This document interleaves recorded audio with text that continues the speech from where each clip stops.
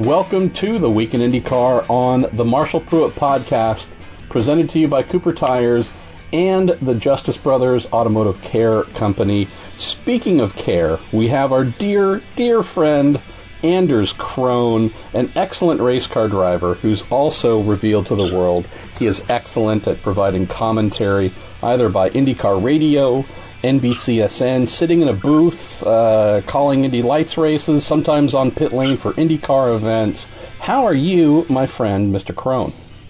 I am doing magnificent, and especially after an intro like that, yeah, wow, I'm blown away. But no, all is good in the world. We're going racing here shortly, so yeah, can't ask for anything more than that. Well, you lazy IndyCar people. I've already been to Daytona twice this year for sports cars. I tell you, I already feel like I need a break, and but IndyCar season's just about to start. So before we get to our questions, we got a lot of great ones for you and I to have fun with, Anders. A couple of great little things to mention here. We are readying the launch of MarshallPruettPodcast.com next week, leading into St. Petersburg, the IndyCar season opener. And again, for those of you saying, hey, Pruett, aren't you getting ready to celebrate the 3rd anniversary of your podcast while you're getting ready to launch your MarshallPruettPodcast.com site? Yeah, well, we've always known I'm a little bit slow in the uptake, Anders. So, yeah, in theory, let's pretend this is back in 2016, and it coincided with the launch of the podcast. But anyway, so that's coming here soon. That's going to have every episode we've ever posted. We're coming up. This is ridiculous. We're coming up on 500 episodes that have been posted so far. Every single one, back to the very first with Mario Andretti, to this fine. Well, hopefully it's fine. I might let folks down. I know you'll do a good job. This Week in IndyCar with Anders Krohn and Zach Veach. Everything will be there, so hopefully you will enjoy that once it goes live. We'll also mention that our friends of the podcast, TorontoMotorsports.com, those who've done just so many great tunes, caricatures, stickers, t-shirts, you name it. When we were trying to get rid of the final 2018 Marshall Pruett podcast t-shirts and other swag, and so our pals at TorontoMotorsports.com have come up with a, not only have they discounted those remaining 2018 bits, Anders, but they've also added another discount on top of that. So basically, if you're in need of a good piece of cloth to wash your dog, clean up spills that happens to have my face on it or my name on it, while you're at TorontoMotorsports.com, use the code MPP, Marshall Pruett Podcast, at checkout. Get an extra discount on top of that. So, and then we're going to have some brand new t-shirts for 2019 coming out here shortly. So I tell you, between a new website, between new t-shirts and old stuff to help wash the dog, we try and be a full service entity right here, my friend. Let's get to questions. Let's get to these great questions we have. I've tried to field some insight beyond my own when asked. So with that said, let's start off with Rob Ball, who says, any chance you could find out from the folks at NBC and NBCSN, possibly super producer Terry Lingner, if there's been any talk on replacing the horizontal scroll on the top of the screens showing track position, etc., move to the vertical column along the left side of the screen that we happen to see NBC and NBCSN use during the Rolex 24 at Daytona. I don't know if you caught any of that, Anders, but I thought that left side scroll, or whatever you want to call it, info pylon, I seem to like that a lot more than the traditional scroll at the top of the screen. So to answer your question, Rob, I don't know. I did reach out to Terry. He's on site filming some stuff right now and said he knows it's been discussed, but can't say as for whether that will happen. He recommended that I reach out to a friend at NBC Sports, and as that friend often does, he didn't respond. So my real answer here, Rob, is we are, Anders, 9 days away or so, 7, 8, 9 days away from seeing that first NBC and NBCSN feed to find out what they're going to use for information. And don't tell us any secrets you know, because I don't want to get you fired. I I agree with the Rolex 24. I thought that looked great there on the left side of the screen, and obviously F1 have used that for quite a few years, and it definitely is laid out very nicely, and it enables you to get the information a lot quicker. So hopefully that's something they'll implement, and that's obviously part of the great thing about them having all the same producers across mainly the same producers across the IMSA platform and IndyCar platform, is that they can take the learnings from one series and apply it directly to the other. Let's go to one here that's in both of our worlds, both Indy Lights and IMSA.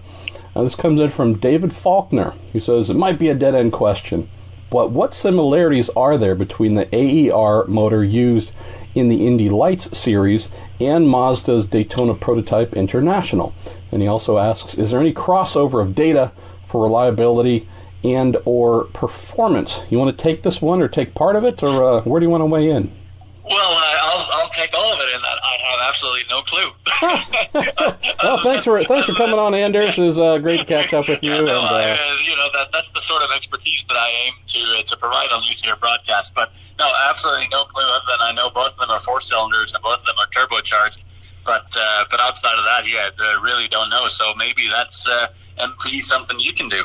I certainly can. David, to my knowledge, there are no serious similarities whatsoever.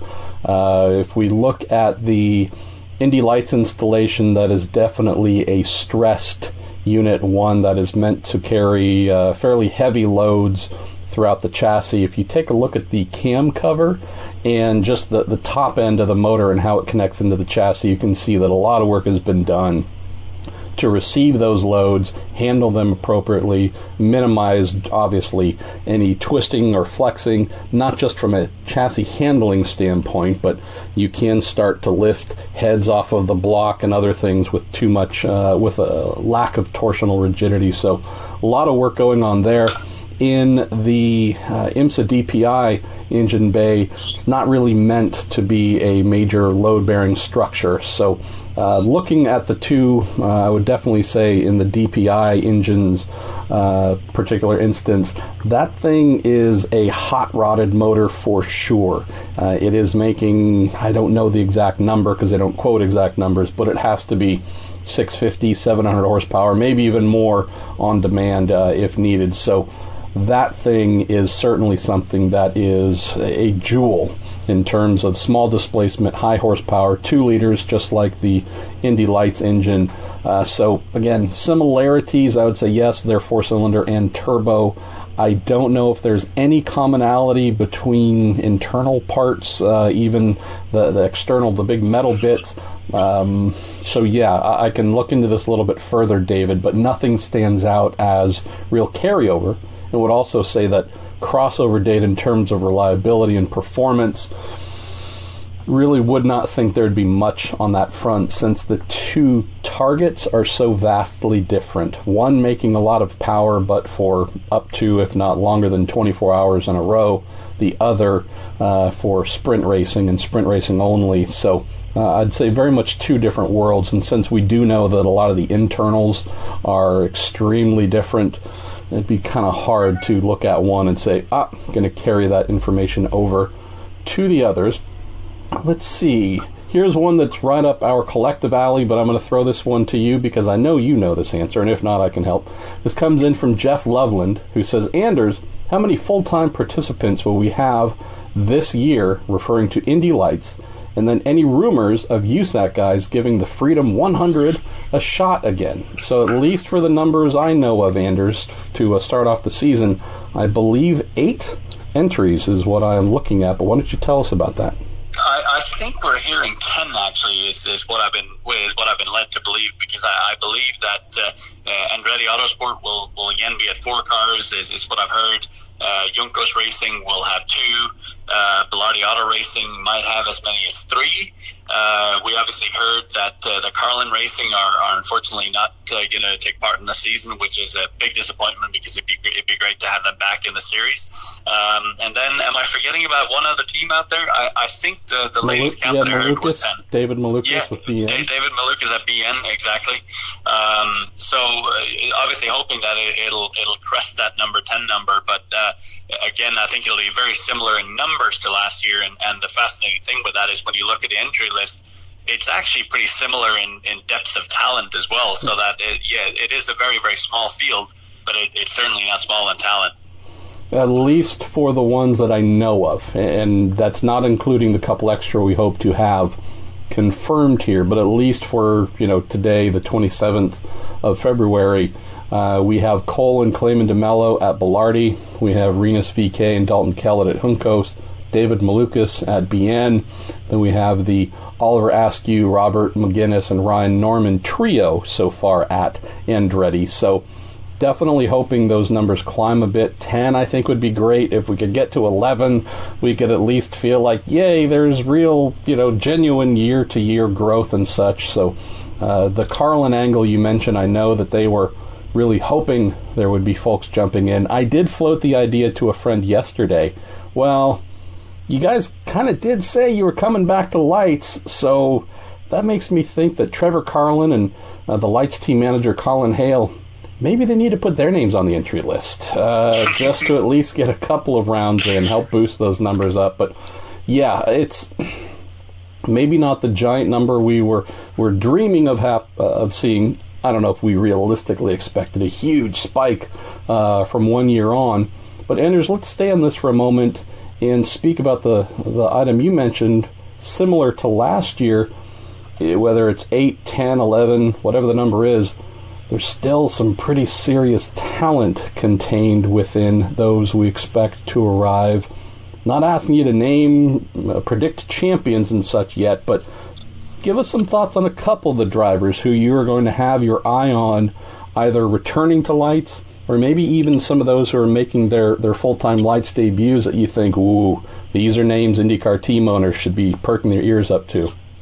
Right. Well, I think the first thing that sticks out to me is Zachary Clayman DeMello, and I think it's a pretty brave choice to come back to Indy Lights after having a partial IndyCar season last year. But I think it's one that, for him personally, is probably going to be a really good thing for growth. And I think if he is willing to kind of adapt to that Indy Lights driving style again, I think he could do very well. And I think that is the only caveat I have with him is, if he doesn't adapt and he tries to drive it like an Indy car, then he could potentially struggle because the Cooper tire drives so differently to the Firestone tire. So I think that could be the really big crux in his game. But if he's able to kind of overcome that, I think he could be very, very strong. And then we're really looking at Rinus VeeKay, David Malukas, and Oliver Askew, and obviously adding to that as well Robert McGinnis, who had some podiums in Indy Pro 2000 last year. But those three all had race wins last year in Indy Pro 2000. They've been so strong, and I think that the talent level is, again, going to be very, very similar to what we saw last year. And then you add to that, you have Dalton Kellett, who's somewhat of an oval specialist, who always tends to find himself on the podium at the Freedom 100. We know he wants that first win there, and then obviously Ryan Norman, who got his first win at Gateway last year in that incredible battle with Colton Herta. So I feel like I've listed out the entire field there, and all of them are potential race winners. So I think that's why it's going to be a great season. And obviously, it's going to be a matter of who can be the most consistent during the course of the year, and I think it's going to be a great battle. I match your enthusiasm.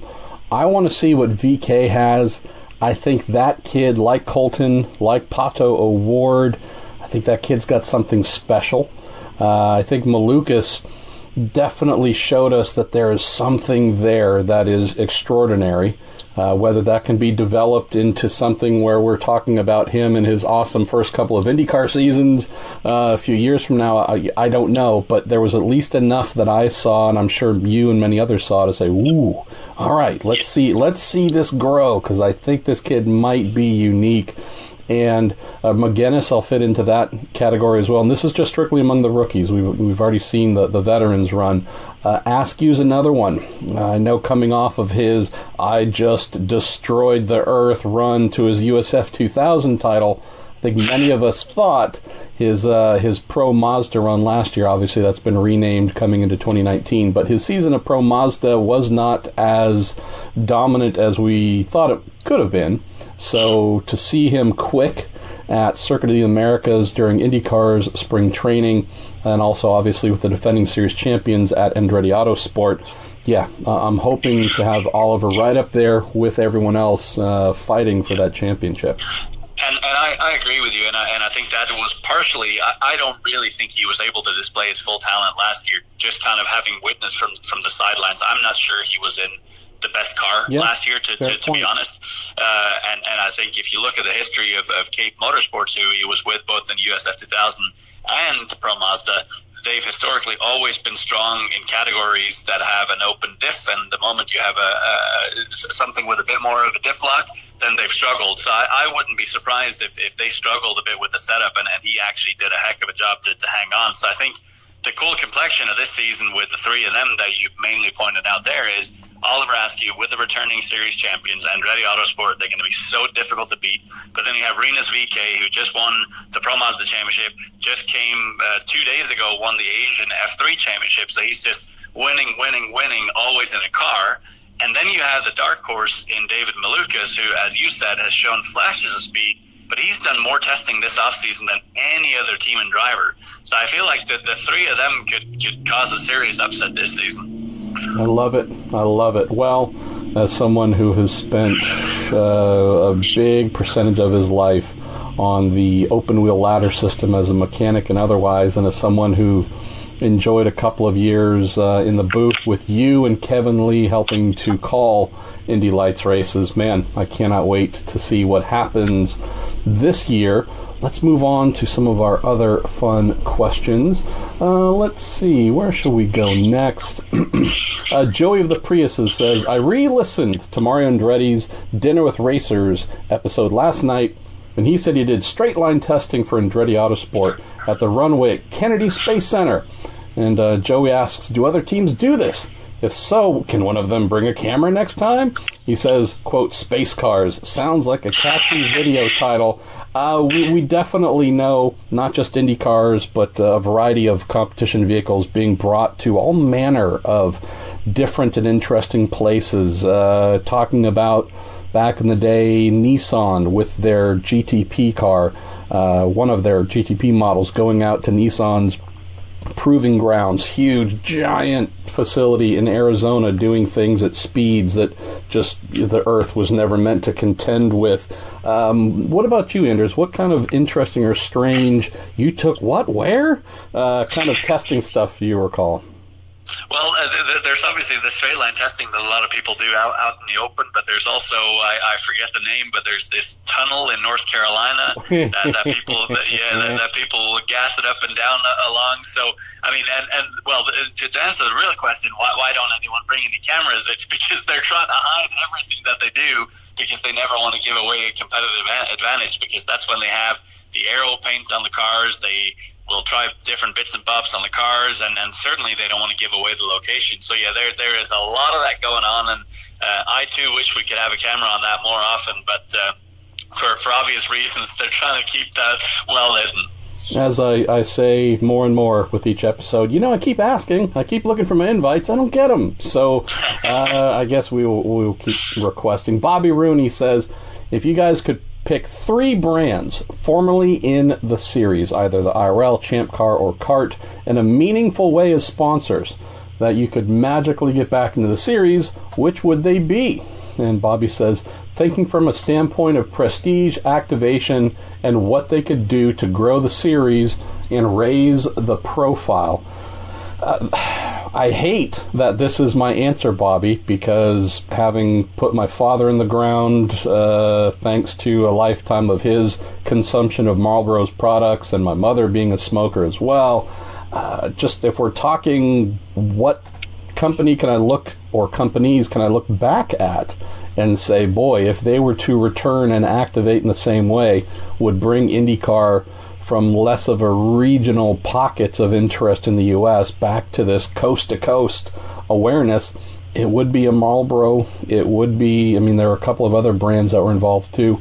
I wouldn't like it. I'd hate it. At the same time, also realizing, oddly enough, products that we know kill people would actually be the thing from a marketing standpoint, Anders, that would restore the health of IndyCar back to what it was. Isn't that the irony of ironies? And then, I mean, what do you think? I mean, Target, obviously, I know in their waning years in IndyCar, it didn't seem like we saw a bunch of activation, but we certainly have seen what they did when they were motivated, and holy cow, that seemed to bring IndyCar to wider regions. What about you? Any other brands that stand out? Like, boy, if we had them back, that'd be a game changer. And the one is, I don't even know if they're truly a brand anymore, but Texaco was always a livery that I just thought was absolutely magic, and obviously I think getting more gasoline sponsors involved with the series. Obviously now IndyCar is lucky to have Speedway involved, but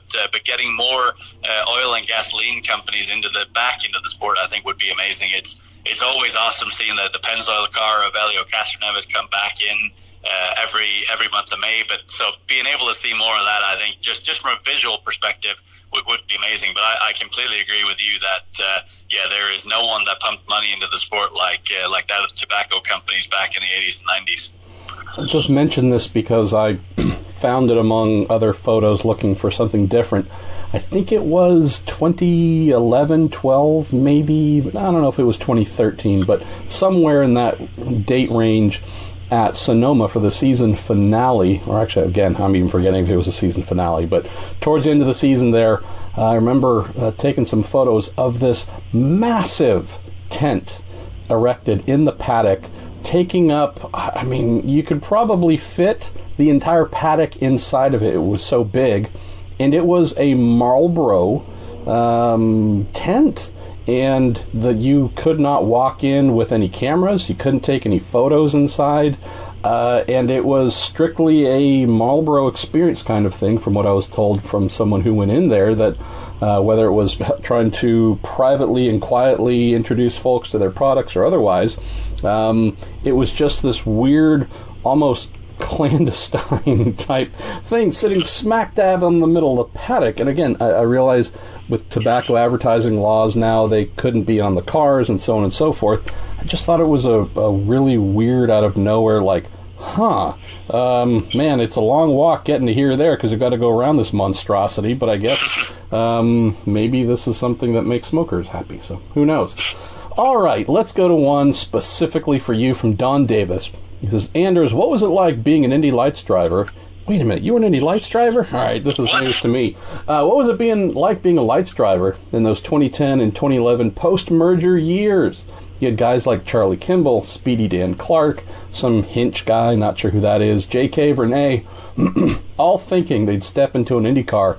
Only a few made it. What was that like? What was that era like? This kind of I only thing. I did one race in 2010, which was my debut at Watkins Glen, and that was the year with Charlie Kimball and Hinch and J.K. Vernay and all of them. But the following year, 2011, obviously had Joseph Newgarden, who ended up winning the championship. We had Connor Daly for half the races. Stephen Wilson was in there. So, I can't say that I ever really thought of it much as a post-merger year, but other than for me, it was just awesome being an Indy Lights driver, and it was an awesome experience. I loved every bit of it, and for me at the time, being able to compete alongside IndyCar was just a dream come true. So, but yeah, it is an interesting note that only a few made it further to IndyCar, and certainly I was not one of them. But I think at the same time, if you look at it, Charlie Kimball, Hinch, they've become staples in the IndyCar series, and obviously don't have to say much about that Joseph Newgarden guy, and Stefan's still trying to break through and do more than the Indy 500 every other year. So it was, for me, it was awesome. I wish I had another crack at it, to be honest, in 2012, because I guess as a lot of old, bitter race car drivers say, I wish I had a fair crack at it, but I think I was very fortunate to be able to do it at all. Another thing you might mention or explore a little bit, although you did not have the finances to continue on into IndyCar, I think just anecdotally, it was a very interesting period where we had the budget to run a season of Indy Lights was kind of a six-figure-ish thing. It wasn't, I'm not saying it was low six-figure, it was a high six-figure thing, but it was a six-figure thing, and with that era's, the pre-DW12 IndyCar, its predecessor, budgets to get into a season of IndyCar, you'd hear folks talking about on the super cheap, they could do it for very high threes, low fours, again, no frills at all, but it seemed like the financial obligations to play in lights were not so crazily far removed from what you would need to step up to IndyCar, and I think as a result we saw a lot of that stepping up happen. Today, not as often, because while the budgets are a little over $1 million, or have been a little over $1 million, stepping into a competitive IndyCar, there's almost no bare bones program left. If you're not coming in with 5.5, but really everyone doesn't want less than 6. It just seems like we've tacked on 25+% onto that budget to make that leap up. What was it like back then, knowing that, in theory, it wasn't unattainable? Yeah, and I think a lot of the reason, and that was exactly my thinking. I mean, my main priority for the following year was that I wanted to be back in Indy Lights, but also then looking at the feasibility of coming into IndyCar, the threshold wasn't that high. And I think a big part of the reason was that it was one engine manufacturer, and it was essentially you pull an engine off the shelf, and that's what you put in the car. But that's not the case anymore. Now there's a specific engine lease, whether that be for a race weekend that's extremely expensive or for a full season. So I think the threshold now to get all those bits and pieces together is just way higher than it was back then. So to your point, yeah, much more difficult now, and that's why I think the emphasis has been put so much now on winning that Indy Lights Championship, because at least that gives you that $1 million to at least get into the series with a 2 or 3 race deal. Alrighty, why don't we move to let's see, we'll go to Anthony Pienta, who says, Marshall, while there were some off-season upgrades to the Speedway aero package, it seemed that the road and street package was really racy and strong. Is there any reason to think that the road/street product will change, and are there any changes that weren't discussed? You are definitely spot on here, Anthony. No significant changes at all that I know of for the road and street course stuff. I think I did see a technical bulletin yesterday where there's a new, they call it a pill, a new little piece that is meant to go in where on the rear wing stack between the main element and the secondary tiers of elements above that help lock in and create a consistent slot gap, which smart teams will work to adjust that slot gap to fit their needs. So IndyCar has kind of stepped in and said, all right, let's get rid of that. So other than that, I know that, and this isn't necessarily limited just to road and street, but I've seen a couple bulletins on there's a new tether to hold this in place and a couple things like that, but nothing crazy or major. There's another one I need to write about here. There's a second battery that's now approved for competition. I know, Anders, I can hear you just blown away by the gravity of these important things.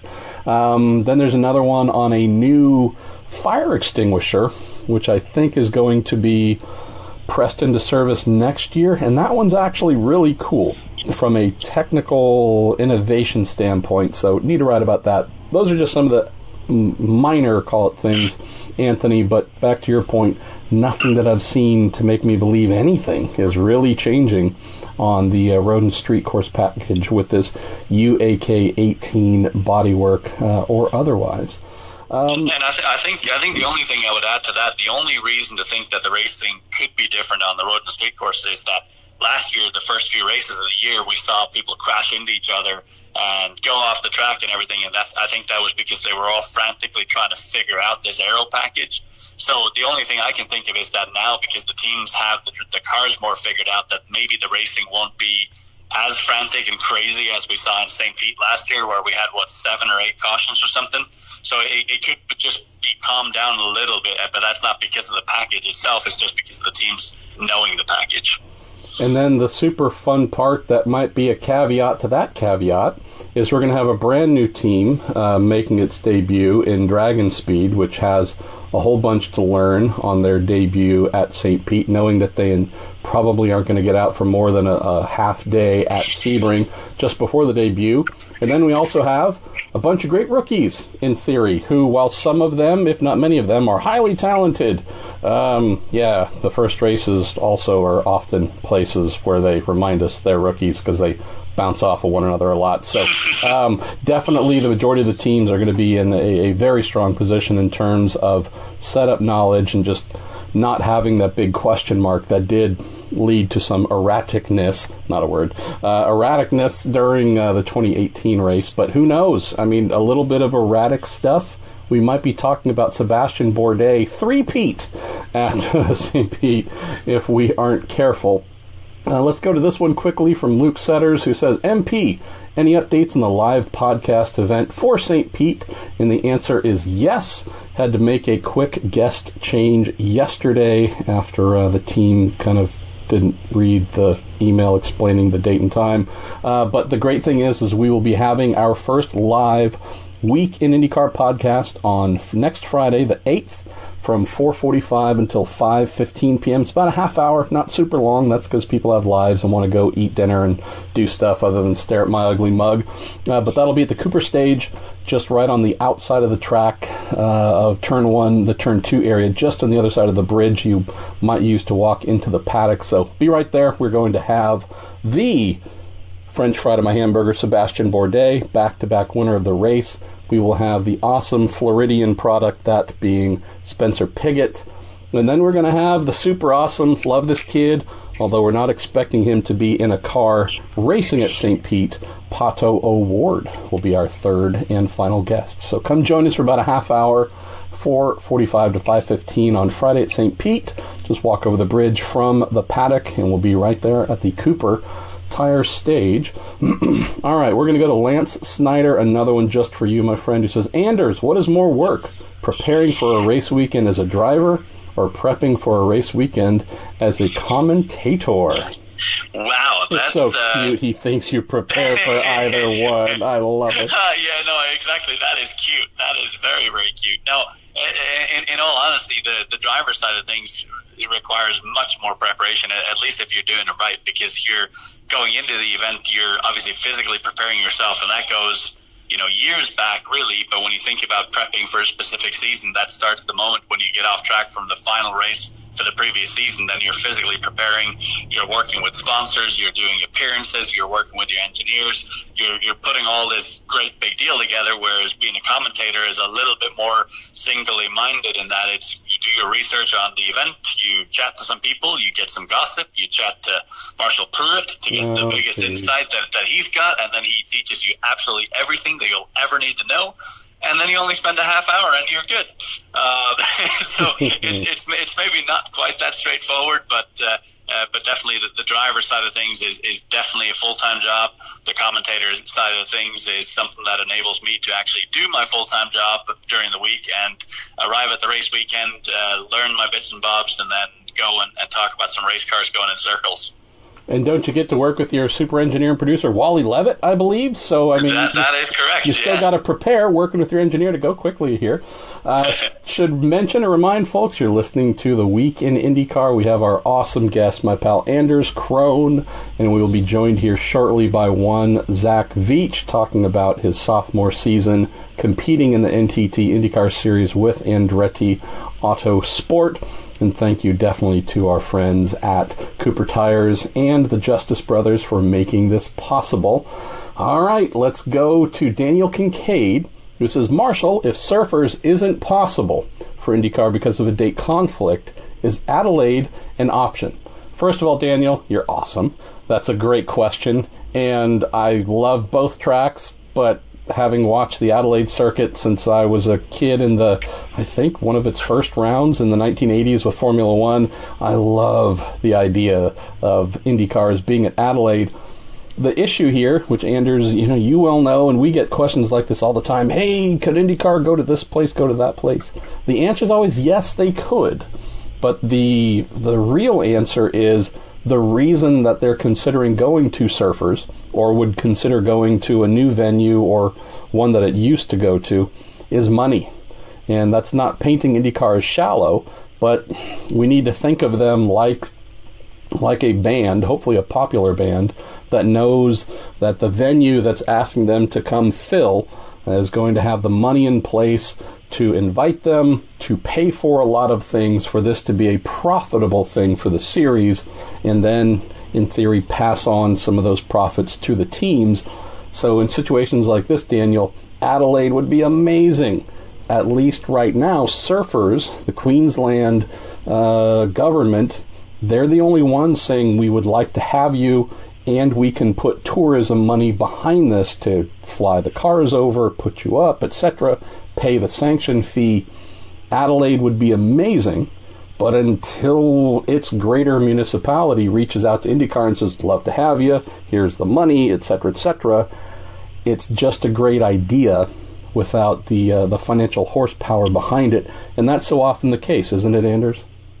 Yeah, it is, absolutely. And I was going to just add to that. I mean, if we could add up our wish list of tracks we'd want to go to, probably at the top of my list as far as Australia is concerned would be Bathurst. And I know that would be completely outrageously unrealistic for an IndyCar, but just imagine that place in an IndyCar.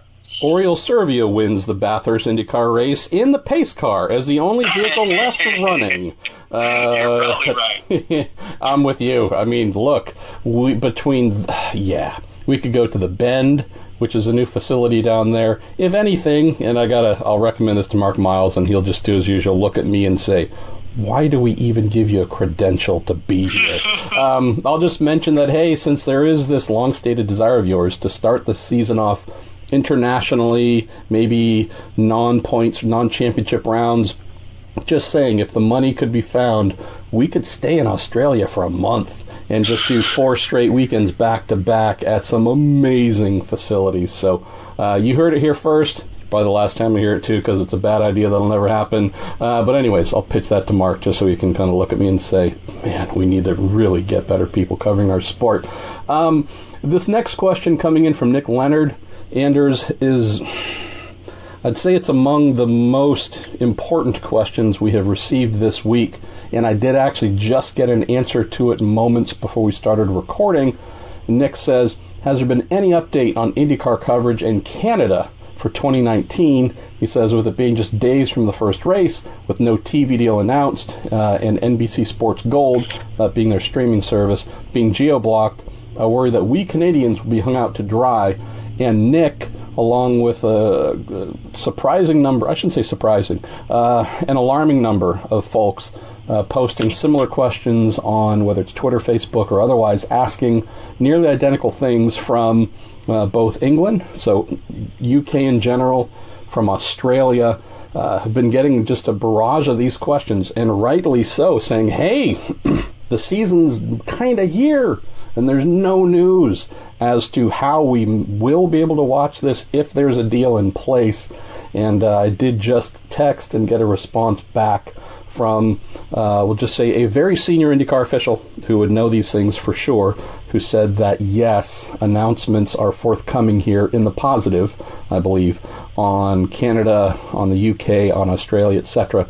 There are some European countries, for example, Anders, that have already been announced that deals are in place for IndyCar TV package for 2019. So those are already out there. But in terms of, I guess we could say, 3 places that we know have been very dear to IndyCar in terms of drivers, those who want to watch Mr. Hinchcliffe, those who might want to follow some of our British drivers, Crazy Will Power, Scott Dixon, and so on. I am told, I can't tell you exactly what day, nor can I tell you what networks, but I am told that positive stuff, positive news is coming here ASAP. So that's a collective exhale. We've been hoping to hear that. We asked last week, IndyCar said we're working on it. Asked again on Monday, and they told me still working on it, no news. So good to have a little bit of, call it informal news, but an expectation that something positive is coming. Anders, let's move to the next question. Another one which I really would look forward to chopping up a little bit. I think we might have even done that sitting next to each other at spring training here. This comes in from David Cody. He says, you probably get lots of questions about this. He says, what's the thinking behind McLaren's technical alliance with Carlin for the Indy 500? He said, I thought Andretti was a done deal. What happened? Also says, Carlin may have potential to be good, but they aren't there yet. And David closes by saying, I'm still disappointed that the alliance is not with Ed Carpenter Racing. Even without Alan McDonald, ECR has been fast at Indy. It seems to me to be a great fit for McLaren's needs. The through line with all of this, Anders, is Chevrolet. Carlin being Chevy-powered, ECR being Chevy-powered, and McLaren for Alonso's single entry. So why don't we start off with the first question. What do you believe is the thinking behind McLaren's deal with going with Carlin? And, well, I want to say going with. Keep in mind, you have to have someone on the other end saying yes. So I don't want to present it like McLaren had all kinds of options and that was their, quote, pick. It might have been the best solution available. Not sure. But what do you think was the rationale behind that? Well, there was obviously the rationale behind the engine being probably the biggest thing, because if all things were equal and they all had the same engine, then they probably would have had that alliance with Andretti. But obviously there is a bruised past there between McLaren and Honda, so that for fairly obvious reasons couldn't happen. And then I heard the same rumors that probably everyone else did, that it was likely to go with Ed Carpenter Racing, but then at the last moment it went to Carlin. And I wouldn't be surprised if that came partially down to dollars and cents. But I also think the other bigger picture of that is McLaren currently have that Indy 500 car in the UK. And in the off-season, that's where Carlin have their cars as well, and they have the majority of their technical and engineering staff in the UK. So I wouldn't be surprised if they just came up with the fact that, well, look, we both have larger parts of our staff in the UK. They can probably more easily collaborate while they're over there on that time zone, just drive over to each other's shops, as opposed to having go transatlantic for every single conversation. So I wouldn't be surprised if there's a little bit of that out there as well. And part of it, to be honest, could also be that it's a little bit less intimidating to partner with a team like Carlin, who is young and hungry as well, whereas Ed Carpenter Racing have already shown a lot at the Indianapolis 500. So maybe they just felt like we're two, at least in IndyCar terms, two young entities that are hungry for success, and so maybe they aligned better from that perspective as well. The other portion of that first question from David, referring to Andretti and thinking that was a done deal, what happened? Same here, David. Michael Andretti tweeted out, not a we might be helping them, but tweeted out something saying that they were going to be the partner team like they were in 2017, then deleted that tweet, and was not a topic that anyone was really willing to provide updates on or speak on. Did find out from McLaren very recently that yes, it was a public confirmation done in anticipation of McLaren going with Honda, and was premature and something that the tweet went down with a request, take it down kind of thing. So we were still wondering, would Andretti just be involved regardless, despite their Honda affiliation, knowing that at least the one race they did supporting the Steinbrenner Harding team at Sonoma was with Andretti, obviously using Honda power, yet sending their technical staff over to help run the two Chevy-powered Harding cars. So thought that might be a case here of this uncomfortable crossover that we already had a precedent set at Sonoma, and no, indeed, it turns out that wasn't the case. But finally got a little bit of the background of, it was Michael anticipating that's what would happen, but might have jumped the gun mentioning it on social media and then was asked to take it down right away. Let's go to David's question on the alliance with ECR and why that hasn't been the case. I don't know, so I'm not speaking from a place of knowledge. I can mention, David, that I do know of another team that sought a technical alliance with ECR for this year's Indy 500, one that I would say, compared to McLaren and Alonso, who I think, Anders, we might say, no matter how good ECR has been at the 500, partnering with McLaren would certainly be putting a wolf among the hens. I think that would have been a case where they knew look, might be interesting to work with you, but Alonso could very well be the guy to beat us on Sunday, and we don't really want to help us to get beaten. Another team that I know of that reached out and inquired and spoke with ECR about this, I'd say was not even in that category in any way. There was no chance of that team being a threat to ECR by forging a technical alliance.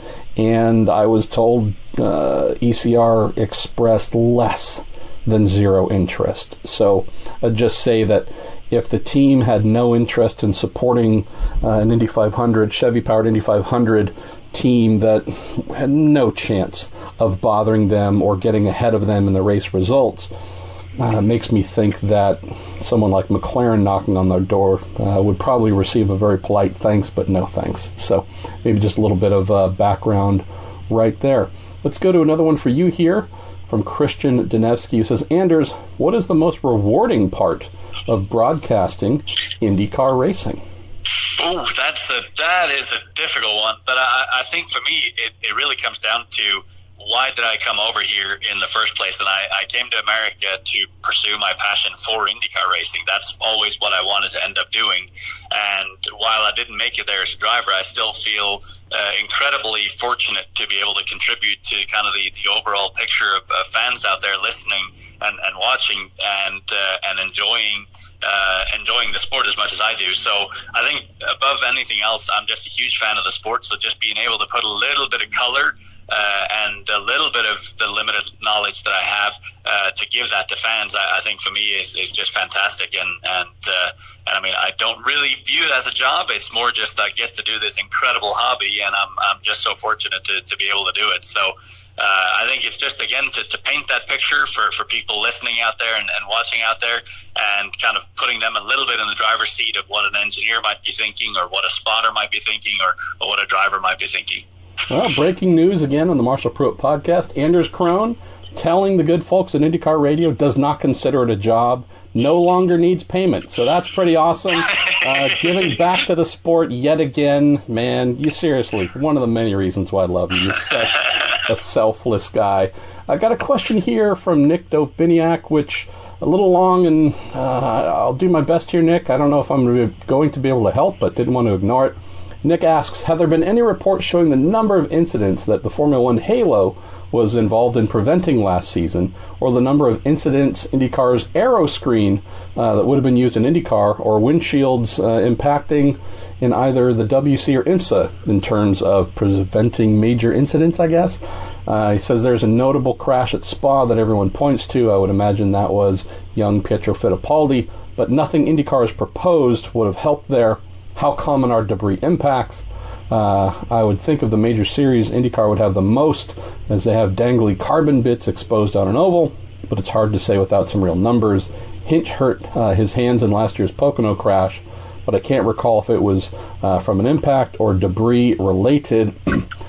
I don't keep track of reports and what was commissioned, Nick, so I apologize there, but it's also a bit hard to predict how an unused aero screen that has never been used in competition would have fared to reduce things in F1 or vice versa, or even how windshields in closed cockpit racing like sports cars or maybe NASCAR similar have prevented major, impacts to the driver piercing those items. The one thing I can maybe mention, and I don't know your thoughts on this, Anders, is anytime you're going to have something like IndyCar's new advanced forward protection device, which is effectively a 3-inch tall, 3/4 of an inch wide blade that is meant to stop something on a very specific trajectory in the middle of the cockpit, headed towards the center of the cockpit, while also being low to the top of the tub, or a quote halo, which has this big ring that can bear a ton of load and stop something like a car landing on top of it in some sort of flush manner or otherwise, but still has open and exposed segments where pieces can come through on either side of that center spar. I don't know what your thoughts are on this, Anders, but I'm not against doing things to improve safety, but as long as, at least for me, you leave big open spaces for things to get through, part of me wonders if we're just doing things for the sake of doing things, or if we should wait until we can go far enough to say, all right, unless it's some sort of freak accident, nothing's getting through this thing because we've covered everything that might come at your helmet. Do you have a feeling on whether we should keep moving on these smaller sections of protection, waiting till we get to a place where we have a canopy type thing? Or do you think we should never have a canopy? I don't know where you fall. I'm all for anything that's in the name of safety, and I think that this little blade that you're referring to is obviously a good step. And I honestly, I haven't talked to the IndyCar safety team, but I would assume that the reason why they couldn't go with a full-blown halo is because of the banking that you have at the likes of Texas Motor Speedway and Iowa Speedway, that because you actually more than look left, you look up. And so the problem with that, with a lot of banking, is you would look straight up into the halo and it would actually impair your vision quite a bit. So I think that's probably the number one thing stopping the halo from being something to be put into action right away in IndyCar. So I think what they've put into place now is something, again, to deflect something like a wheel maybe coming straight towards you, or even if, and again, this is complete speculation, this isn't something that I've talked to anyone about, but I can imagine in the case of, if you look at Robert Wickens' accident, we saw that front of that tub essentially went through the catch fence. So the question is, could that put some of the cabling and direct that upwards and away from the driver's head? So there's obviously a good reason why they've gone with this sort of short-term solution, and then it'll be interesting to see what they do from 2020 onwards, whether that is with a screen or, complete encapsulation or whatever that is in the next generation car. But I definitely think we can't be too proud on any front and just say, we're just going to leave it as is until we found the end solution, because I don't know that there'll ever be a true end solution, only modifications and evolution. So I think we have to keep pushing the boundaries, and if that looks like the halo, you know what, people were complaining about it for such a long period of time, and then you had it for a year in F1 and everyone forgot about it. Heard of Pete. And now it's just normal. So I think whatever it is, if it's the name of safety, then it'll be a good thing. And I mentioned this last week, and we'll happily mention it again, at least in terms of reasons cited by the IndyCar series in the announcement of the AFP device that's going in place here, coming into the April, I believe, 24 IMS test. He said the reason that they did not go and cannot go with a halo is loads, strictly from a standpoint of, if you look at how a halo mounts on a Formula One car, those chassis, each chassis is custom designed every season to fit the team's needs, but also those chassis being built from scratch are designed to accept the loads if the halo is hit by, the anecdote was it can support the weight of a London double-decker bus, right? So huge amount of force that these halos are designed to withstand. Well, they're not just talking about the physical metal halo piece that is bolted to the car, but also how that halo interacts with the carbon fiber honeycomb chassis, so that effectively it wouldn't be good if the metal halo itself could withstand the weight of a bus, but and would not deform, but it would pancake the chassis through those loads, not being held in place and accepting those loads in the chassis itself. So again, the reason Formula One cars have that kind of safety device in place, brand new chassis designed every year and designed from ground up to accept these crazy high loads while keeping the chassis intact and not buckling or snapping with the driver strapped into it. IndyCar, with the DW12 chassis, knowing that we aren't moving to a new chassis for a couple of years now, there's really no way to retrofit a, good lord, 8-9-year-old chassis now by bolting on a halo and thinking that the connection points would actually hold up in a massive crash. So that's the reason why going to just simply bolting an F1 halo in place is not something that IndyCar says they can do right now. Let's go to next question as we get down to the final handful of them, my friend. This comes in from Darren Dubois, who says, I didn't see Gabby Chavez's name mentioned in the article I wrote on Monday about potential Indy 500 seats. Any update on a situation? I did, Darren, speak with Gabby Monday morning while finishing up the story to say, hey, same thing. Haven't heard your name mentioned in much. Anything going on?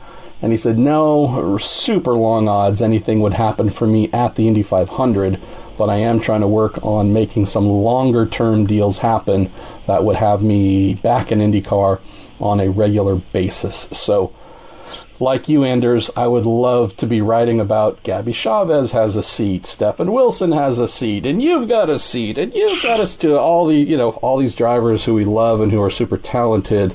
Just looks like, at least based on Gabby's expectations, we'd be jumping the gun and suggesting he'll be in a car for the 500 in May.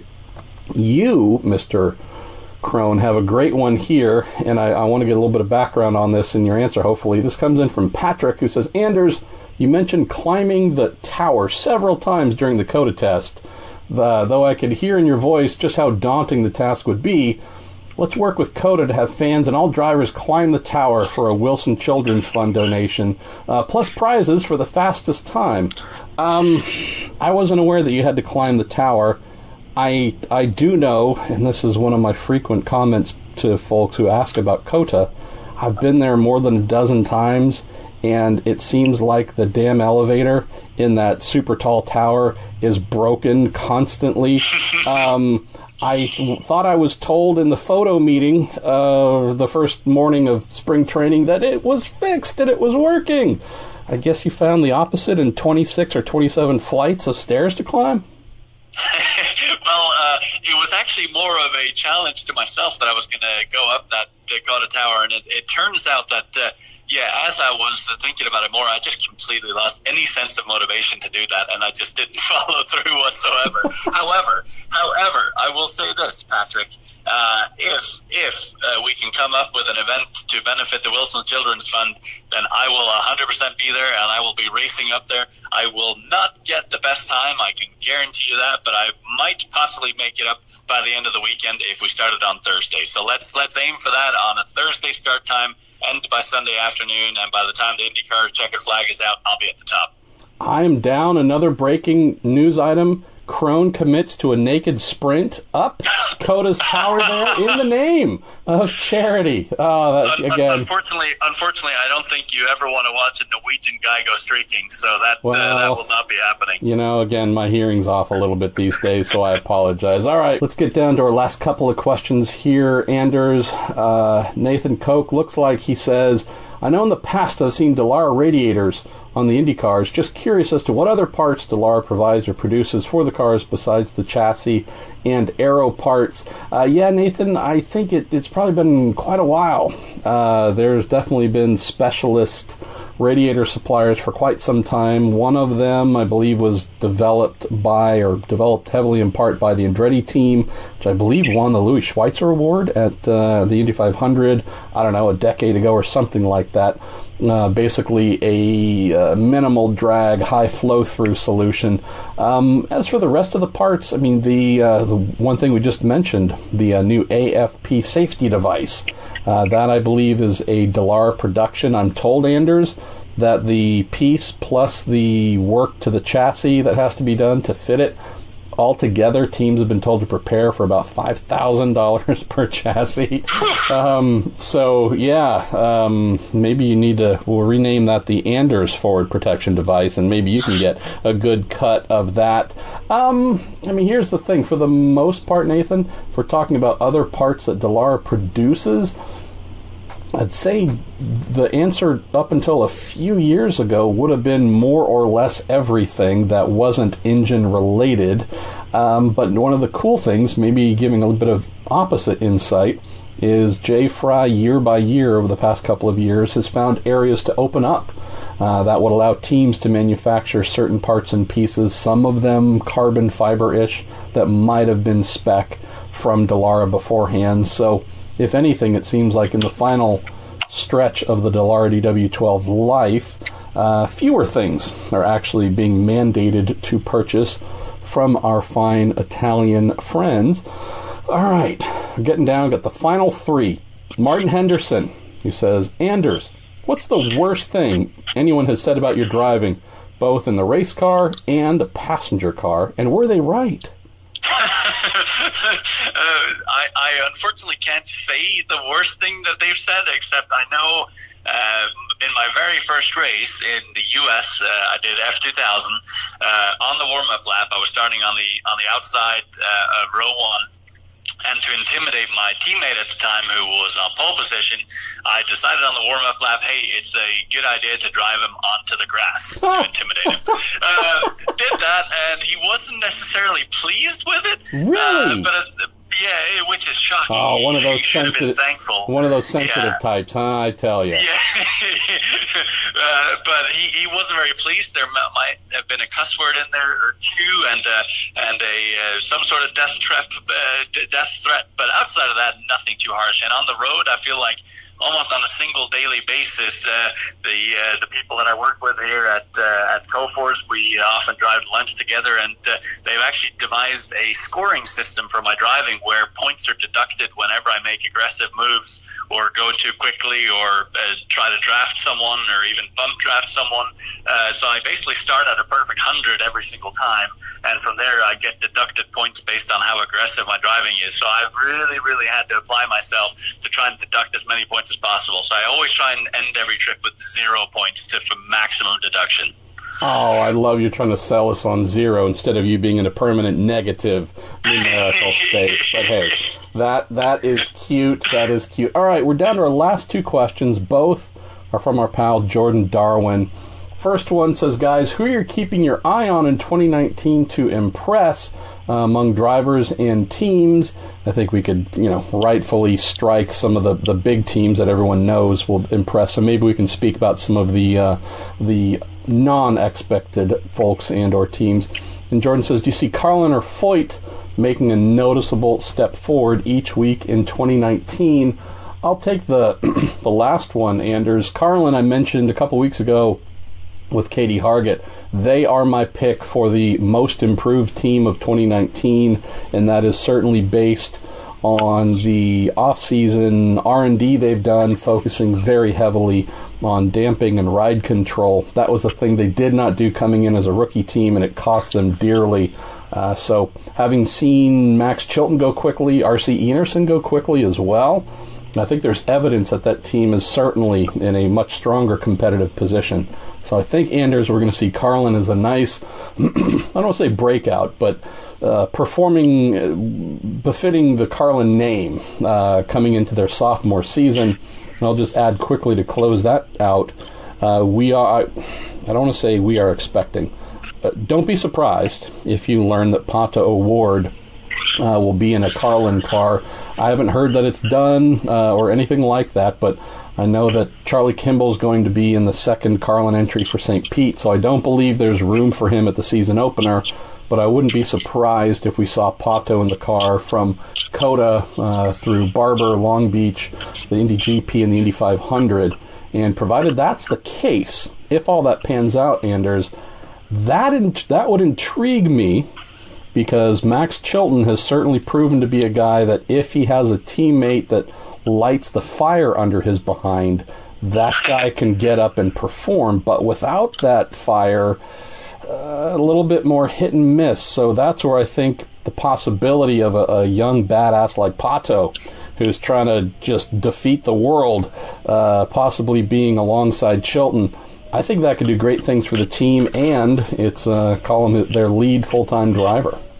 Yeah, no, I completely agree with you. I think he really could, and he would definitely provoke that. And I think him and Max also would have such different driving styles that I think every single weekend you would kind of have these different setups going into the weekend, and so I think they could complement each other very well if that were to happen. But as far as other drivers to impress, I mean, you don't have to look much further back than a week or so to the COTA test and Colton Herta in the top three, every session, and topping 3 out of 4 sessions.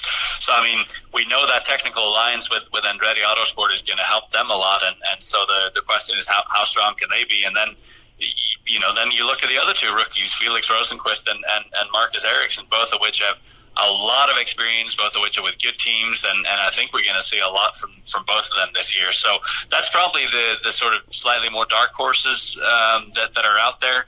As far as Foyt is concerned, I feel like they actually showed a lot of speed last year. It was just they struggled to put the races together. They had mechanical issues. They had this, they had that. So for them, that's just more a matter of putting together the mechanical bits and pieces. Let me ask you this before we move on to Jordan's final question. We know that on the ovals, obviously, Marcus Ericsson will be learning with every single lap, so would not place any advanced expectations on how he will do there and how that might influence his overall championship finishing position. But what do you think, Anders, about Marcus knowing he's got 5 years of F1, GP2, he's an IndyCar, quote, rookie, and I'm using the little bunny ears. He's a, quote, rookie, but at least on natural terrain road courses, even street courses, I don't know if I would place him in that kind of, he's just learning, low expectations. Do you think we might see a situation this year where, although Hinch is the team veteran, the team leader, etc., you think young Mr. Hinchcliffe might be, if not looking over his shoulders on occasion to Marcus, actually looking the back of Marcus's car, trying to chase him down and get ahead of him? Yeah, certainly, but I think that's what both him and the team were looking for. They wanted to have that, and that's what they achieved with Robert Wickens last year, was to have two teammates that could push each other super hard. And if you kind of look back at James's specific history when he was with Andretti Autosport a few years back, and he had really, really strong teammates, he elevated his own level to a whole new place. So I think that's exactly what he needs, is someone to push him, similar to what you mentioned with Max Chilton, in that if he has a teammate to really push him, that he'll raise his game.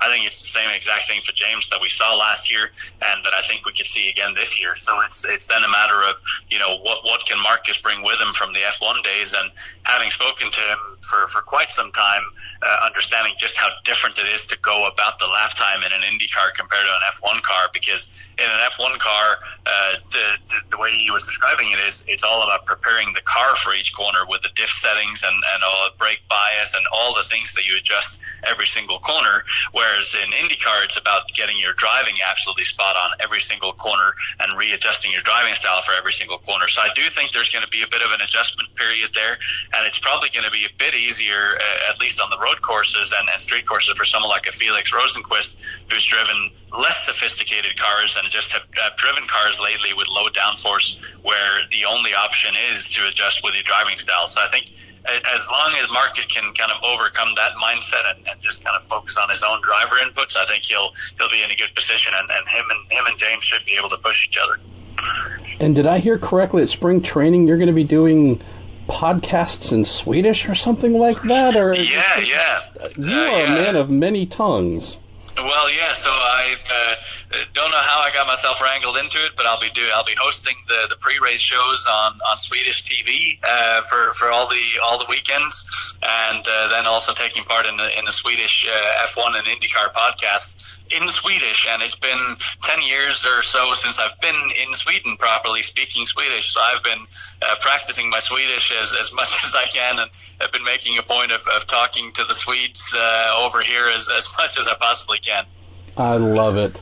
Let's go to our last question, and then we'll let you get back to work. This again from our pal Jordan Darwin, who says, guys, who needs a seat in IndyCar that we don't think will be racing at all in IndyCar in 2019? Who comes to mind? Who's someone where you're like, boy, if we could find him, find her a full-time seat, wow, they would not only deserve it, but it would actually enrich the series. Well, the obvious one that comes to mind is Pato O'Ward, right? And we know that he's probably going to have some, single race deal or 2 or 3 race deal at some point during the season, which would be great. Would be great to see, but it would definitely be a travesty to see him on the sidelines. And again, touching on Gabby Chavez, it would be a shame to see him kind of end his IndyCar career the way that it ended for him. It would be great to see him have another shot at being, because otherwise, I don't really see a natural path for him to get back in IndyCar at all. I'll offer 2, Jordan, and these are 2 that I've written about, and I'm still crossing fingers and various other appendages First one is Colin Brown. I know that he came close to testing.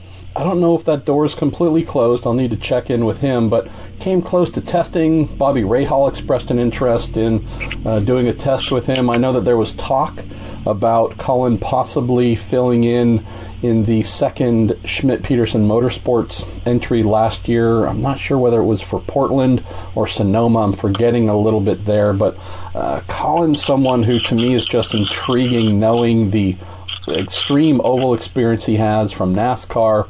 The guy is just an absolute swashbuckler when it comes to road racing. So yeah, I'd love to see Colin, especially as an American talent, just have someone say, all right, kid, come try it. Come do something and get a feel for whether maybe that would be a trajectory for him. He's in his 30s, too, early 30s. So, again, looks young, but definitely been around for a while. The other one that stands out, we almost had him, but it fell through, and that's Brendon Hartley. Obviously, he's got his simulator gig, which is kind of a weird thing to say. That's actually like a job. Like, no, I can't go race for you next weekend because I'll be in a simulator thousands of miles from where the race is taking place. But Brendon has his simulator deal with Ferrari. We know that he'll be trying to fill in, doing a little bit of sports car stuff here or there.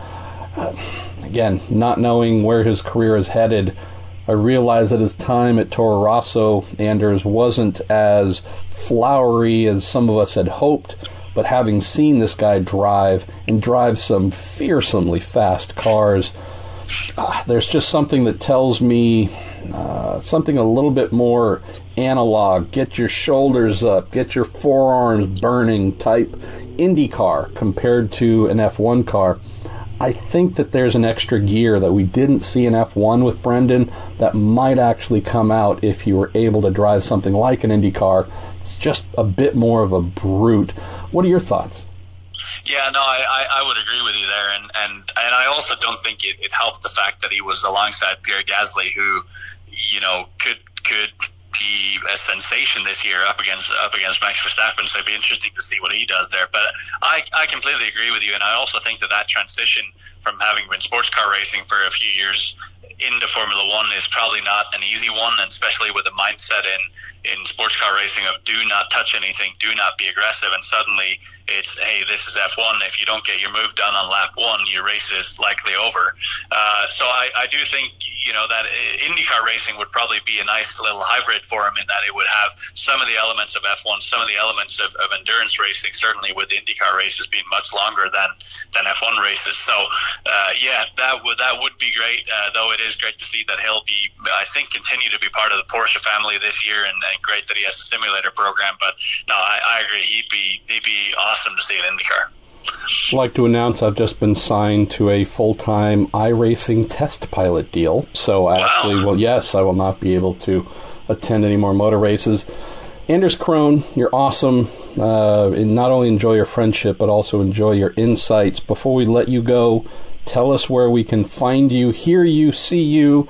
I won't say smell you, but where can folks find your good work this year? What devices, what channels? Tell us where to look. Well, so this year will be a myriad of things. If you're in Sweden, then it'll be on Viasat Sport, so that'll be fantastic, and also on the Swedish broadcast. But outside of that, I'll be doing about a dozen IndyCar radio races, and then I'll do all the Indy Lights races on NBC Sports Gold as well. So taking a little bit of a step back this year, mainly because we have, in my real full-time job, we've had some increased involvement in other race series, rallycross, sports car racing, and so on and forth. That's pulling me away from being at all the IndyCar races. So it'll be a shame to not be able to do all the IndyCar races, but at least having the ability to do a dozen of them will be great. And if you're at COTA, we'll get to the details on the streaking for charity with Anders Krohn. All that silliness aside, thank you again for your time, my friend, and I'll look forward to seeing you next week. And up next is our pal Zach Veach. Having just completed a fun conversation with our mutual pal Anders Krohn, it's time for Zach Veach. How you doing, my man? I'm good, man. Just getting back from Florida. I get 4 or 5 days home, and we head back down there for the first race of the year, so I'm excited. Well, before we do get to Flo Rida, we're going to spend some time with you, talking about your upcoming season, all kinds of fun. as usual, all driven on our Week in IndyCar podcast by our fans, by our listeners, and as usual, Zach, most of them are pretty darn fun or insightful. So let's just get rocking and rolling with our man Jerry Sudath, who I believe you might have met in person at our Mid-Ohio live Week in IndyCar podcast we did. Jerry's a rock star. He says, Zach, for your second season in IndyCar, how have your performance expectations changed compared to your rookie season? Yeah, that's a great question. Thanks. For us, your rookie year, I think every weekend you're showing up and you're not really knowing where you're going to need to improve at. So it's every new track you go to, even though you've been there in a lights car, showing up in an Indy car, the brake zones are completely different. So, you're kind of always hoping just to be inside that top 10, but it's not always that apparent. And I think our second year, the goal is just to be consistently always inside the top 10. We got to transfer out of every first group of qualifying at the bare minimum. So if that's what we're thinking about, is just how we can get these top 10 starts, top 10 finishes, get a few fast sixes, hopefully get some podiums, and if things work out the right way, get a win this year. And, so far, all of our winter testing's been right on pace for that. I think the first Sebring test, we were like 5th quick, Laguna 7th quick. Coda, we kind of had an issue going on that we figured out after the fact. And we just got back from Sebring again, and I think we were 3rd quick there overall. So I'm feeling really good. I mean, a little too good about going into St. Pete right now. Yeah, there's definitely that dynamic I can recall in my past on the team side where you want some good revelations in preseason testing. You almost hate the idea of things going smooth, being super fast, because it's like, oh no, we're peaking way too early, or what are we missing? If things are, usually you're not killing it in preseason testing and then maintaining it throughout the season. So, yeah, exactly. Maybe we'll see. Maybe let's rewrite some trends here. Let's go to Jameen Tuttle, who says, Zach, I really enjoyed watching you last year. He says, as your second full-time season gets underway, what are your goals, maybe beyond that top 10 consistency? And he says, are there any particular benchmarks you might have set or the team might have set for you? I think the ultimate benchmark is finishing that in the top 10 in the championships, just to take that further than the finishes each weekend. We just have to, put together a championship quality season, even if we're not, fighting to win the championship, if that makes sense. We need to use this year as another just year of getting all the details right. And, that's something that we've been pretty happy with winter testing, is just kind of had this objective list of things that we've wanted to change in myself, just, perfecting a little more under braking, changing how I'm doing the downshifts in the car. And we've been able to achieve those. And I think a lot of that just came from sitting and staring at the data for the past 3 months, because when you're in the middle of the season, trying to change something is so difficult because you're going weekend to weekend, different tracks, different problems. So Sure. You never really get a time to sit back and really analyze something. So I think for me, I just want to be a more consistent, complete driver at the end of this year, because, I feel like I keep more and more having these breakthroughs where it's really easy to have the speed, but I need to make sure I can do that every single weekend. So I think that's my benchmark. I also appreciate the fact, Zach, that you were a part of the deepest rookie field I can recall in many years.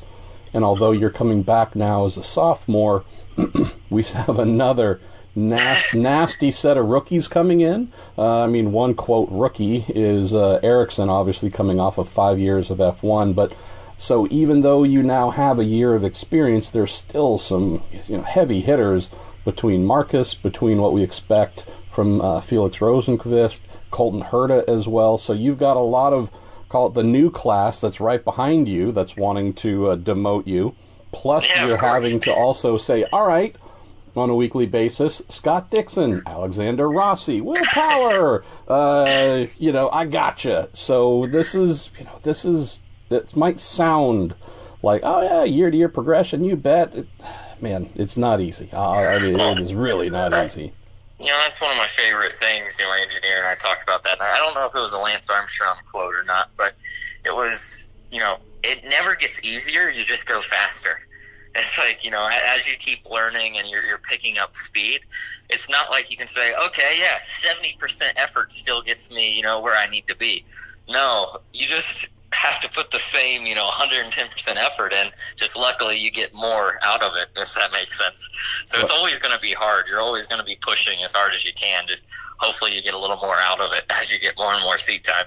Well, you've just given me our first bit of homework for the episode. I think I'm going to have to go check the year that quote came from Lance Armstrong, because depending on the year, it might have actually been getting easier for him to go faster.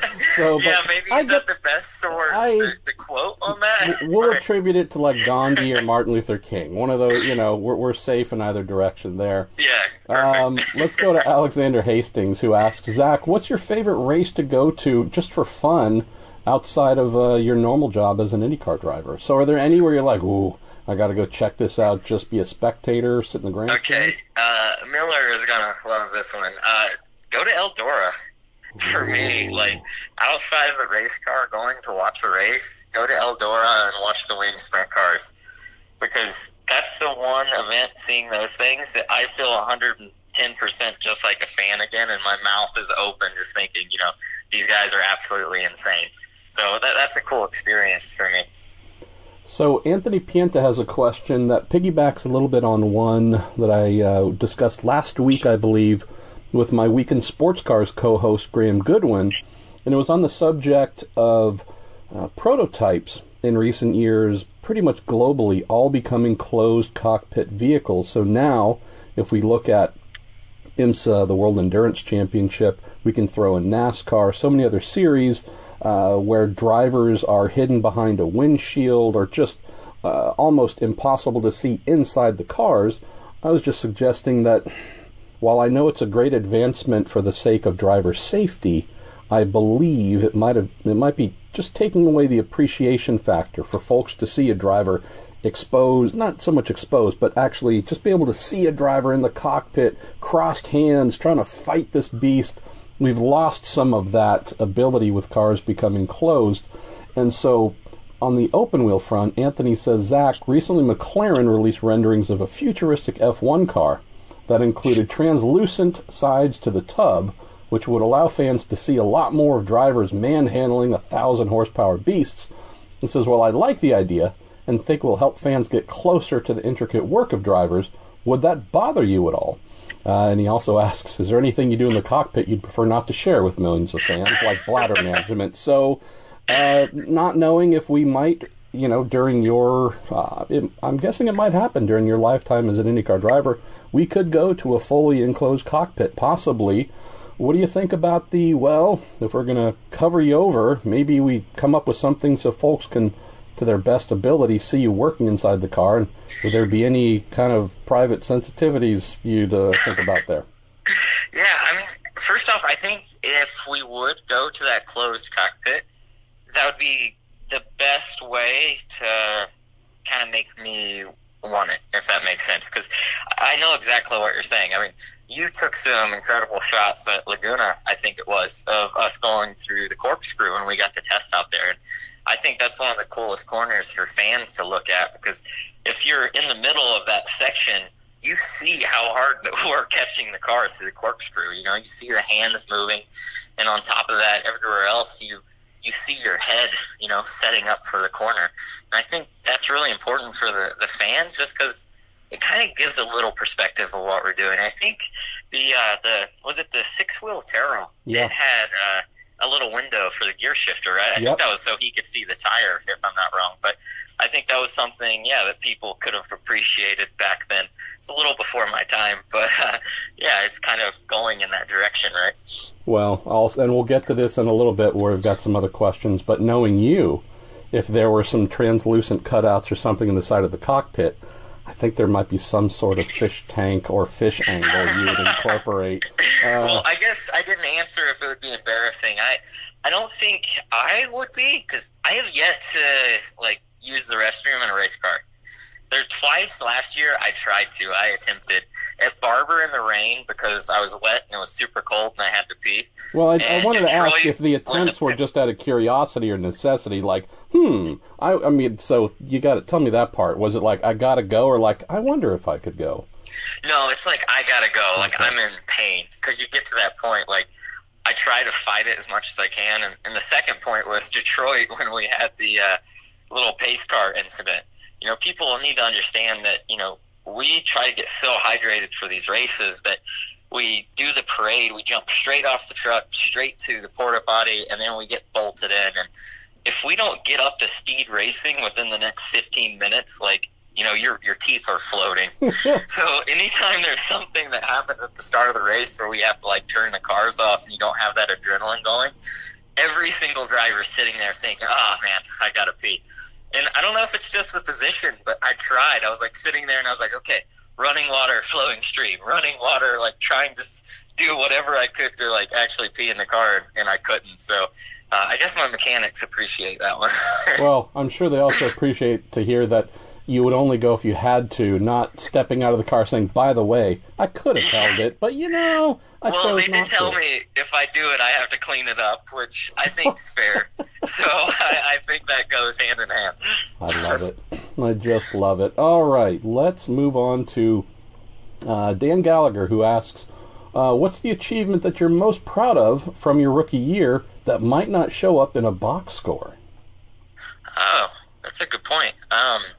It's a really good question, actually.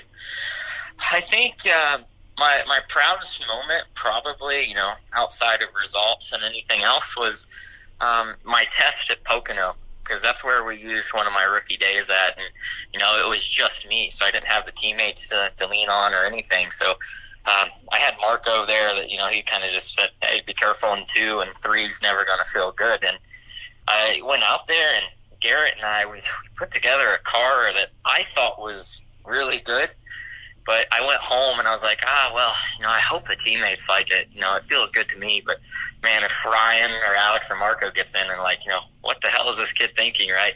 So, you know, we had a week between the race and we show up and Alex runs, Ryan runs, and they're all saying like, man, this car is incredible. And to me, that was a pretty proud moment, because that was my signature on that setup, and to see that it won the race and the guys were happy with it, that meant a lot to me. Oh, that rocks.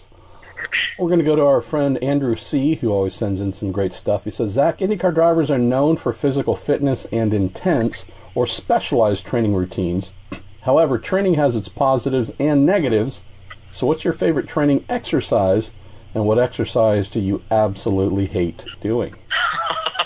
At Pit Fit, I think all of us hate all the exercises there, because Jim Leo and the guys there, they're masterminds of making brutal exercises. I think my favorites are probably, we have these short, powerful intervals where it's 30 seconds on as hard as you can go, and then you have a 15-second break, and in that 15 seconds, you're running from one machine to another, or from one machine to reaction training. So those methods are a lot of fun, because, you know, it's always changing and it feels like the same environment as in the car. Your heart rate's up the entire time, which is good. That's really good for preparing you before the start of the season, so we're doing a lot of that. The worst thing is tempo exercises. So they've been having us do a lot of heavy lifting, you know, just trying to build size on all of us. And the tempo is 1-5-1. So you lift, say if you're benching, you lift it off your chest, and then once you get to 50 or 90 degrees with your elbow, basically, you hold the weight there for 5 seconds. And 5 seconds doesn't sound like a long time, but for some reason when you're doing these exercises, it feels like an eternity. Oh, yeah. And we don't have rep schemes, so it's not, okay, well, I'll do 6 of those. It's every single one of them is until failure. And you do 4 sets. So you start off and you get 10 and you feel real good. Well, by the last, you know, you get like 3 and you're like, man, I suck. But it's just a brutal workout that they love making us go through. Oh, well, let's see. Let's go to Gabe Argenta. So, Zach, not a question, but as fans of the Indy 500, I think we all owe you a big thanks for your involvement in bringing Gainbridge as presenting sponsor to the 500. So, do you get, like, the best suite among all the drivers? I mean, there's got to be some sort of perk for being the guy that made the thing happen. I'm sure, that's in there somewhere. All I'm asking for is a little extra horsepower. I don't think anyone will mind. No. But I don't know if that's going to happen, actually. We're running the triple turbo in Andretti Honda. I like that. Yeah, exactly. I appreciate that, though. I mean, that's been on my mind, once or twice, that I just think how it all went back to a single phone call that my pastor gave me the number to. I would go back 2-3 years, and we flash forward to here from a single call. We have full-time IndyCar with him, and now he's presenting sponsor for the Indy 500, which is just so special. I mean, it's funny how one thing can change, a lifetime of others. Well, my pastor used to be a running back for the Oakland Raiders, Napoleon Kaufman. He hasn't turned me on to any, cool tickets or anything, but again, maybe, you're at least the guiding light on how cool pastors can be and opportunities they can open up. So I guess so, yeah. Well, now it just tells me I need to do more work because I'm not deserving of it yet, so I get that. A little bit of a shift to the question from Andrew on fitness, this coming in from David Cody, asking what your off-season regimen has been to prepare for the season. So, are there any tweaks you would say you've done to the fitness side? Is there anything you've done from the driving side, cognitive side? Who knows? What's the second season prep been like? I think the biggest advantage to the second season prep was just having all my data from my first season. So, I must have spent, a month and a half solid of going into the shop, 3 days a week, going through each race weekend and just seeing what my teammates were doing as compared to what I was doing.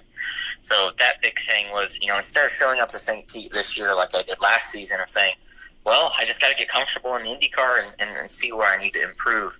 Now I know exactly where I have to improve. It's like, okay, first session, we have to make turn 1 flawless, and it's turn 4 and 5 that we got to really work on. So that's what I'm looking forward to. I think that's going to be a really big advantage for me because I at least know what to expect. And physically, halfway through the year last year, I was talking with Alex and, of course, Scott. And, I used to be at Pit Fit. I kind of took some time away, and I decided to go back and see my friends at Pit Fit training, and they changed the game for me just because it's such a street fighter way of training that they have. It's just so abusive, you feel like you're going to throw up every time you walk out of that place. And I think that's exactly what you need to be fast in an IndyCar. Well, we've got the UFC apparently on the phone for you here, Zach, looking to sign you to a contract as well. Let's do it. All right, let's go to Dan Gallagher. Again, man, I love our listeners. I love IndyCar fans. They clearly understand we love this. This is the sport for us. It's amazing. Let's not take ourselves too seriously, though. We are not curing hunger or cancer. Comes in from Dan Gallagher. Zach Veach, can you give some advice for getting started with a reef tank? Oh, this is awesome. See, these are the fun questions. Yeah, of course. I think I got to give so much credit to actually Stephen Wilson because, oddly enough, I bought a small 10-gallon freshwater tank when I finished Barber. On my way home, we stopped at a pet store, and I was like, you know what? Yeah, I've wanted a fish tank for a long time. My girlfriend kind of actually encouraged me to get it, and then I was proud of it, and I went to the Indy 500 to practice with Steph, and he's like, dude, no, you need a saltwater tank. So that got me interested in it, and then 2 weeks later, I had a 75-gallon empty tank sitting in my living room. I think my girlfriend was a little like, "Okay, you're going in this a little quick," but I think the biggest key to that is start with something that's big enough that you can afford. The problem is I like the small tanks, the 10 gallons, the 20 gallons, because they don't use a lot of space and they're neat. But your water volume for something going wrong is very small.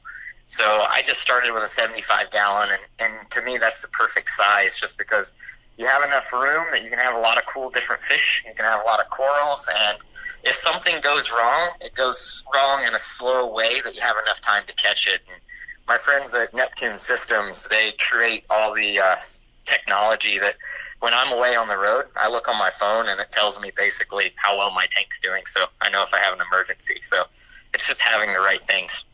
I love it.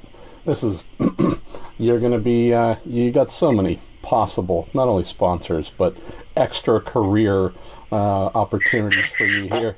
We were joking. I really want to open a fish and aquatic store called Veach's Beaches, because I figured why not. But I think I need a lot of time to go on that venture, so we might have to wait a little while. Yeah, we're gonna put we'll put half of your first Indy 500 winners check towards that endeavor. Perfect. There. So yeah, I like that. We'll just hold off a little bit. Nick Dovbiniak, this is a great question. He says, Zach, would you rather have access to all of Scott Dixon's setup notes, or never get asked another quote "would you rather" type question again? Ooh. That's a good one. See, I like would you rather questions, though. That's the problem. If it was a different, finisher, I'd probably go with that because, I honestly think what we have at Andretti Autosport's, it's not a little better than what Scott Dixon had. But I think I'd like to see Scott Dixon's data more than his setup notes, just to see how that guy drives, the little things that give him such an edge. So I'm going to go with I'd rather see Scott Dixon's data to learn from. And keep the would you rather questions coming. Another thing just to throw in here quickly, I think everybody would love to see a championship-winning team's setups. There's certainly some things that your race engineer, Garrett Mothershed, or others on the Andretti team could pick from and go, ooh, that's interesting, we might try that. Also worth noting that you having access to all of Dixie's setups wouldn't necessarily translate into something that was fast for you, simply because driving style preference is even if the differences are small from driver to driver, it's often not easy to just say bolt on this other person's setup completely and it's going to suit what I need. So. And that kind of leads into the second year thing too. It's, when you're a rookie in IndyCar, you look at your teammates and you're like, okay, obviously they're fast and this is the setup they're running. So naturally that gets put onto your car because, you're picking up a lot of information. So, through winter testing, we're all still very close. But, our base setup's very similar across the team, as in dampers and things. But we're just really starting to learn, that's Alex's favorite kind of car, so that makes sense why he's running that. That makes sense why Ryan's doing that. I want this particular feel, and Garrett and I are getting really good at knowing what that feel is and giving it to me so I can go out and have a different car but run just as competitive as the teammates are. Yeah, teammates, take that, suckers. I'm still learning a ton from him, trust me. That we were joking at Sebring that I went out and on my last new tire run, I knew what Hunter Ray did, and I was like, okay, I can get that. And I went out and I went faster than it, and by the time I got to pit lane, he finished his new tire run and he was like a tenth quicker, and I was like, man, he just always knows he's got an extra bit to pull out. It's the most frustrating thing, but that's experience. He's just not a very nice guy. We can reveal now. Hunter Ray is just the worst, I tell you. Yeah, totally. A cruel SOB. Let's go to Aaron Walker, who says, Zach, not many people are aware of your efforts to reduce distracted driving. He says, how are you planning or using your rising profile to continue to push this important subject? Yeah, that's a great question. That's something we're wanting to focus a lot more on here, too. I did a lot for anti-bullying and a lot for anti-texting while driving, but my first year in IndyCar, I didn't really get to do as many of the off-track things as I wanted to, just because I felt I kind of owed it to myself just to fully 100% all my time just to try to keep improving on getting to the level I want to be in IndyCar. But well, here, I'll just add to that quickly, Zach. I've had Simon Pagenaud told me the same thing following what I believe the 2017 season. This is a guy who won the championship in 2016, did not have the follow-up 2017 that he wanted. So here's a guy who's, just a year out from winning the IndyCar championship saying, I'm going to cut back on sports car racing and this, or just a variety of things. I'm going to cut back on a lot of things, simplify my life so that really the only thing that I have to concentrate on is IndyCar because I want to be at my best. So whether you're a rookie, even champions make that dedication.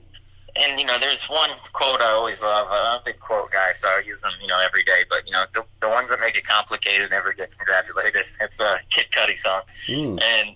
And it's true, you gotta simplify it as much as you can. But, I deeply feel that I owe it to others. I've been very lucky. I've been blessed to have this life and be in this position that I am. And I want to do more for others than I do for myself. So this year, we got a lot of things that we're working on that's going to help. And the cool thing is, one of my groups that I'm with is EverFi, and I'm actually in a select amount of classrooms throughout the U.S. This year, and that's growing.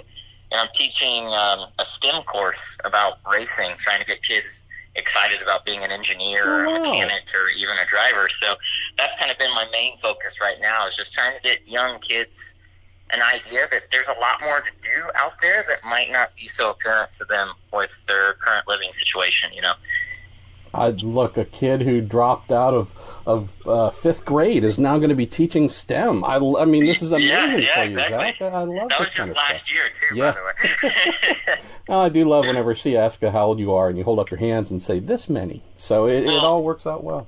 I got lucky. We were, I was visiting Dan Towers, my sponsor, after the Sebring test, and we went to the PGA National course, and they were getting ready for the PGA Tour there, and we were just golfing, and afterwards, I went to pick up my credential, and first the lady goes, "Honey, are you 18?" I'm like, oh, okay, that hurts, but you know what? I understand.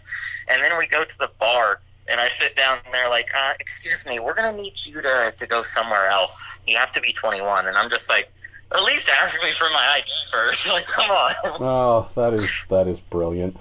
Let's go to Ryan Terpstra, who says, Zach, excluding the Indy 500, is there a specific race on the IndyCar calendar you're most looking forward to getting another shot at this year?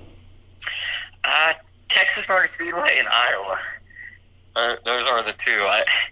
I felt like I had a car that could possibly win those two races last year, and I got so caught up in the excitement that I had one of the best cars in my career that I ended up hitting the wall slightly with both of them. So yes. I think that was, another thing learned last year was you got to make the most of when you have a really good car. But honestly, the hard part is not performing with a really good car. It's having the patience not to overperform with it. I have confirmed these walls are functioning as intended. So now that we have crossed that off the list, no longer feel the need to test that at future events. I like that. I was confused, though, at Texas because, Detroit's the weekend before. In the middle of the race, I knocked down a wall at Detroit. I mean, I felt like, I ripped the left side of the car off and nothing was bent. Everything was perfectly fine. And then I go to Texas and I barely touched the wall and it bends a toe link. And I'm back at the truck afterwards and I'm like, just confused. I'm like, well, why didn't it break then and it broke now? And my engineer's like, dude, one of them you're going 220 miles an hour, the other one you're doing 65. It's simple. I'm like, oh, I guess that does make sense. That'll be Zach Veach teaching STEM here to kids coming up soon. Yeah, exactly. Let's go to Chris Hoffman, who says, Zach, is there a particular song or musical group that makes you think of any particular IndyCar track? Oh. Yeah, that's a good Actually, yes. So I always listen to select songs on repeat for each weekend, and that changes every other weekend. Like, some weekends I'll be playing Bohemian Rhapsody every single day I'm getting up in the shower, or, In My Life by the Beatles or something. Like, it goes back and forth, but the one that stands out the most was, just because it's a good memory associated with it, was Milwaukee 2014 when I got the pole and won there in Indy Lights. Riptide by Vance Joy. I played that song probably on repeat 5 times every day for some reason. So anytime I hear Riptide by Vance Joy, all I can think about is running around Milwaukee, and that's a good memory because I really wish we went back there.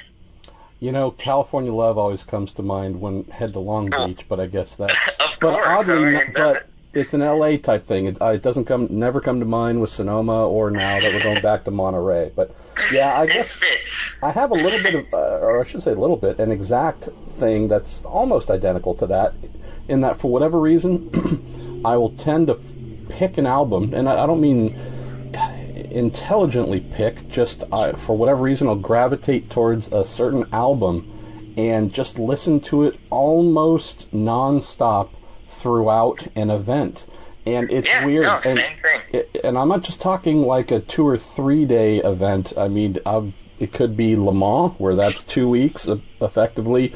The month of May, where it's 3 weeks plus. And it's a little weird. And I'll admit, by the end, I frickin' not only hate the album, but don't listen to it for at least a year because I've just worn the thing out in my head. Yeah, so. You can't. Like, that's, I'll be in the car with someone, and, that's why I say it's such a hard question to answer, because random songs will come on. I was like, oh, yeah, I was at Sebring in 2011, and this song was playing, or, I was at Barber 2018 in an IndyCar. Like, for some reason, that's how I kind of order my events, is whatever songs were popular or whatever I was listening to then. Well, I think a cool thing might be, if you haven't already done it, is each weekend, either while you're listening or at the end of each weekend, tweet out or, share on social media Veach's playlist for what's going on. Yeah, that's a really good idea. I can tell you, guarantee, any time that we race at a night race on an oval, Luck Be a Lady by Frank Sinatra comes out at least once during that weekend. That sounds like something you might have sung drunk on a karaoke night somewhere. It totally is. That and Freebird. Oh, good Lord. A Midwest boy. I love it. All right, here's one from CM16 who says, Zach, past seasons in IndyCar are known for having varieties in terms of chassis design and suppliers. Would you like to see that return to IndyCar in the future instead of only having one supplier like we have right now? Yeah, that's a really great question. I think the easy, simple answer to that is yes, as long as you're on the right side of the fence on whatever chassis manufacturer is the best. I always hear stories about, Garrett's talking about the early kart days, and when you had Firestone and Goodyear, and you have the Reynards and the Lolas, and then you have the engine manufacturers on top of that. It just seemed like a very kind of confusing and hard time to get it right. But for my true answer, I'd say no, honestly. Because I love Dallara. I was so excited when I finally got to Indy Lights because I was driving a Dallara chassis, and, they just do such a good job that you're never questioning what you're getting into, And I feel like Dallara is part of the IndyCar as Firestone is. Now, I'd love to see the, engine manufacturers, that we had 4 or 5 different ones. I think that would be, the best fit for us. I'd love to see Roger Veach building 2,000 cubic inch supercharged pulling motors. Side note, my dad is actually going to get back to being able to do some truck pulling this year. A team he used to run with offered him, a chance to kind of run their truck every now and then during non-IndyCar weekends this year. So that's going to be really cool for me to see now. All right, so we need to make this happen. We spoke about it last year. We got to make this father-son pulling weekend happen, and I don't know if it would be your Indy car. Maybe we can get one of the Andretti Lights cars, but we need to have a father-son discipline swap for sure. So we've got to make it happen. That would be awesome. That would be cool. Let's go to Eric Franklin, who says, Zach, there was a noticeable uptick in your performance in the back half of last season. He says, what have you done in the off-season to carry that momentum into the opener? And I enjoy questions like this because I never know exactly how a driver might answer whether momentum is a thing, right? Yeah. You had it, but we haven't been on track, at least racing, since September. So does it go away? If it stays, how so? What do you do? I think momentum is, a word everyone uses when things are clicking, all right? But more realistically, I think it's just confidence that the driver has. Because when you have a really good weekend, you go in the next weekend kind of expecting it to be good. And not in an arrogant way, but your shoulders are back a little more. And, you feel like, you're more with it and you can make it happen again. And I think, my confidence is very high for this year. The reason that the second half of the season was so good for us, I think, comfort. I was just getting more used to the IndyCar. But a lot of the places we raced at past, Indy, excluding, obviously like Toronto and Detroit and Texas, but a lot of those places I actually got to test at before we showed up for a race weekend. So I was starting out on a more level playing field, and I was allowed to kind of progress in speed during the weekend like everyone else did that raced there before. So that's why I'm kind of so excited for year 2, because, you know, all these places I'm going to with a race weekend under my belt, except for COTA, but we had a test there. So, you know, I'm feeling really good about that, because everywhere we're going, I kind of already been there. I know what I need to work on, and that just makes my job a lot easier, because I don't know why I'm like this. I've always been that way in lights, but I'm so methodical about what I'm doing in the car that my first time there, I'm always kind of just off. You know, I'm not pushing things as hard as I want to, because I'm like taking in everything and figuring out, you know, the best way to do it all. And I think that's kind of a character flaw in a way, but, you know, I make it work by studying my ass off to figure out how to close that gap. Let's go to Nick H. Zach, what did you think of driving in the 24 Hours of Lemons at Barber? And how was the V6-powered MR2? He says, I now race with Mark, Brett, and Bill, and I hope you know who they are. Yeah, no, those guys are awesome. So in 2015, when I was kind of in between rides, my friend Bill, he kind of said, hey, what do you think about running the Lemons race at Barber? And I was like, sure. You know, I haven't got to drive anything in a few months, and, you know, I'm a driver. I want to drive whatever I can. So I went down there with those guys, and, you know, Marshall, that's seriously some of the most fun that I've ever had. It was kind of like a video game. You know, you were passing like 10 cars per lap around Barber, which are unheard of. So the car had a ton of power, and I think there's a slight experience differential in some of the places. So it made it a ton of fun for me and those guys. And I think one day, yeah, for sure, I'd like to go do it again, because, you know, you never get to do something that's that relaxed at the racetrack. And, you know, that's why we all got into it in the first place. I don't know if this is a point of pride for me. Probably shouldn't be. I entered a front-wheel drive, which is the wrong one you want. A front-wheel drive Toyota Corolla, I think in the second ever 24 Hours of Lemons race, or whatever it was, one of the first 2 or 3, back in 2007. It was the Speed Channel entered car, and we had cameras hanging off of everywhere. It was a total crap box. I had one of my pro drivers in it, Gary Sheehan, so he was doing just like you.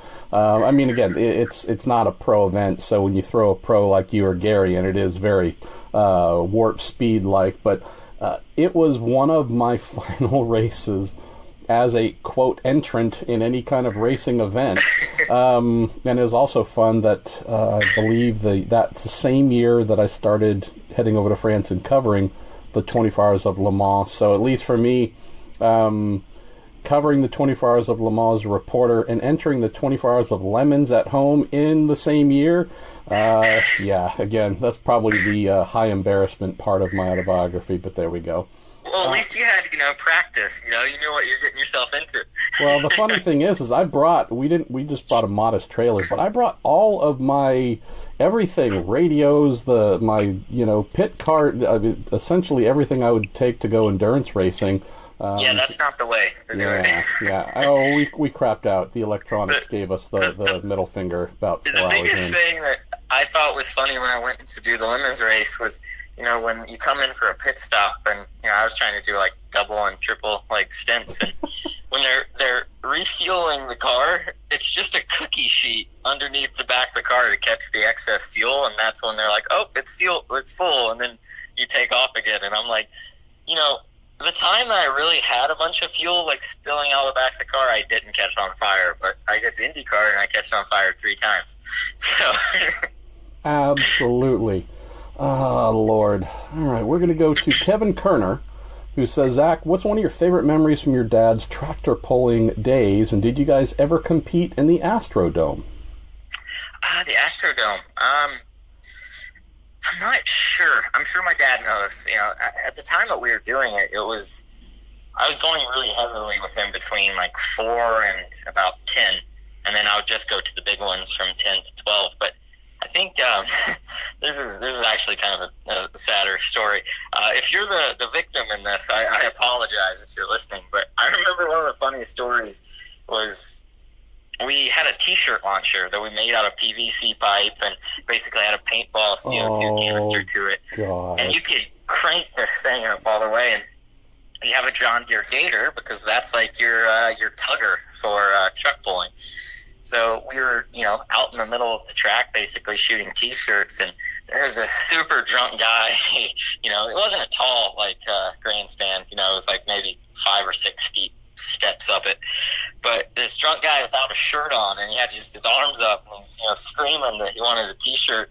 And we charged the cannon a little too hard. It hit this guy in the chest, and it knocked him off the grandstand. And I remember being like 7 years old and just freaking out, like, did we just kill this guy? The Veach T-shirt bazooka, the heck of a cannon. Yeah, but he was so excited.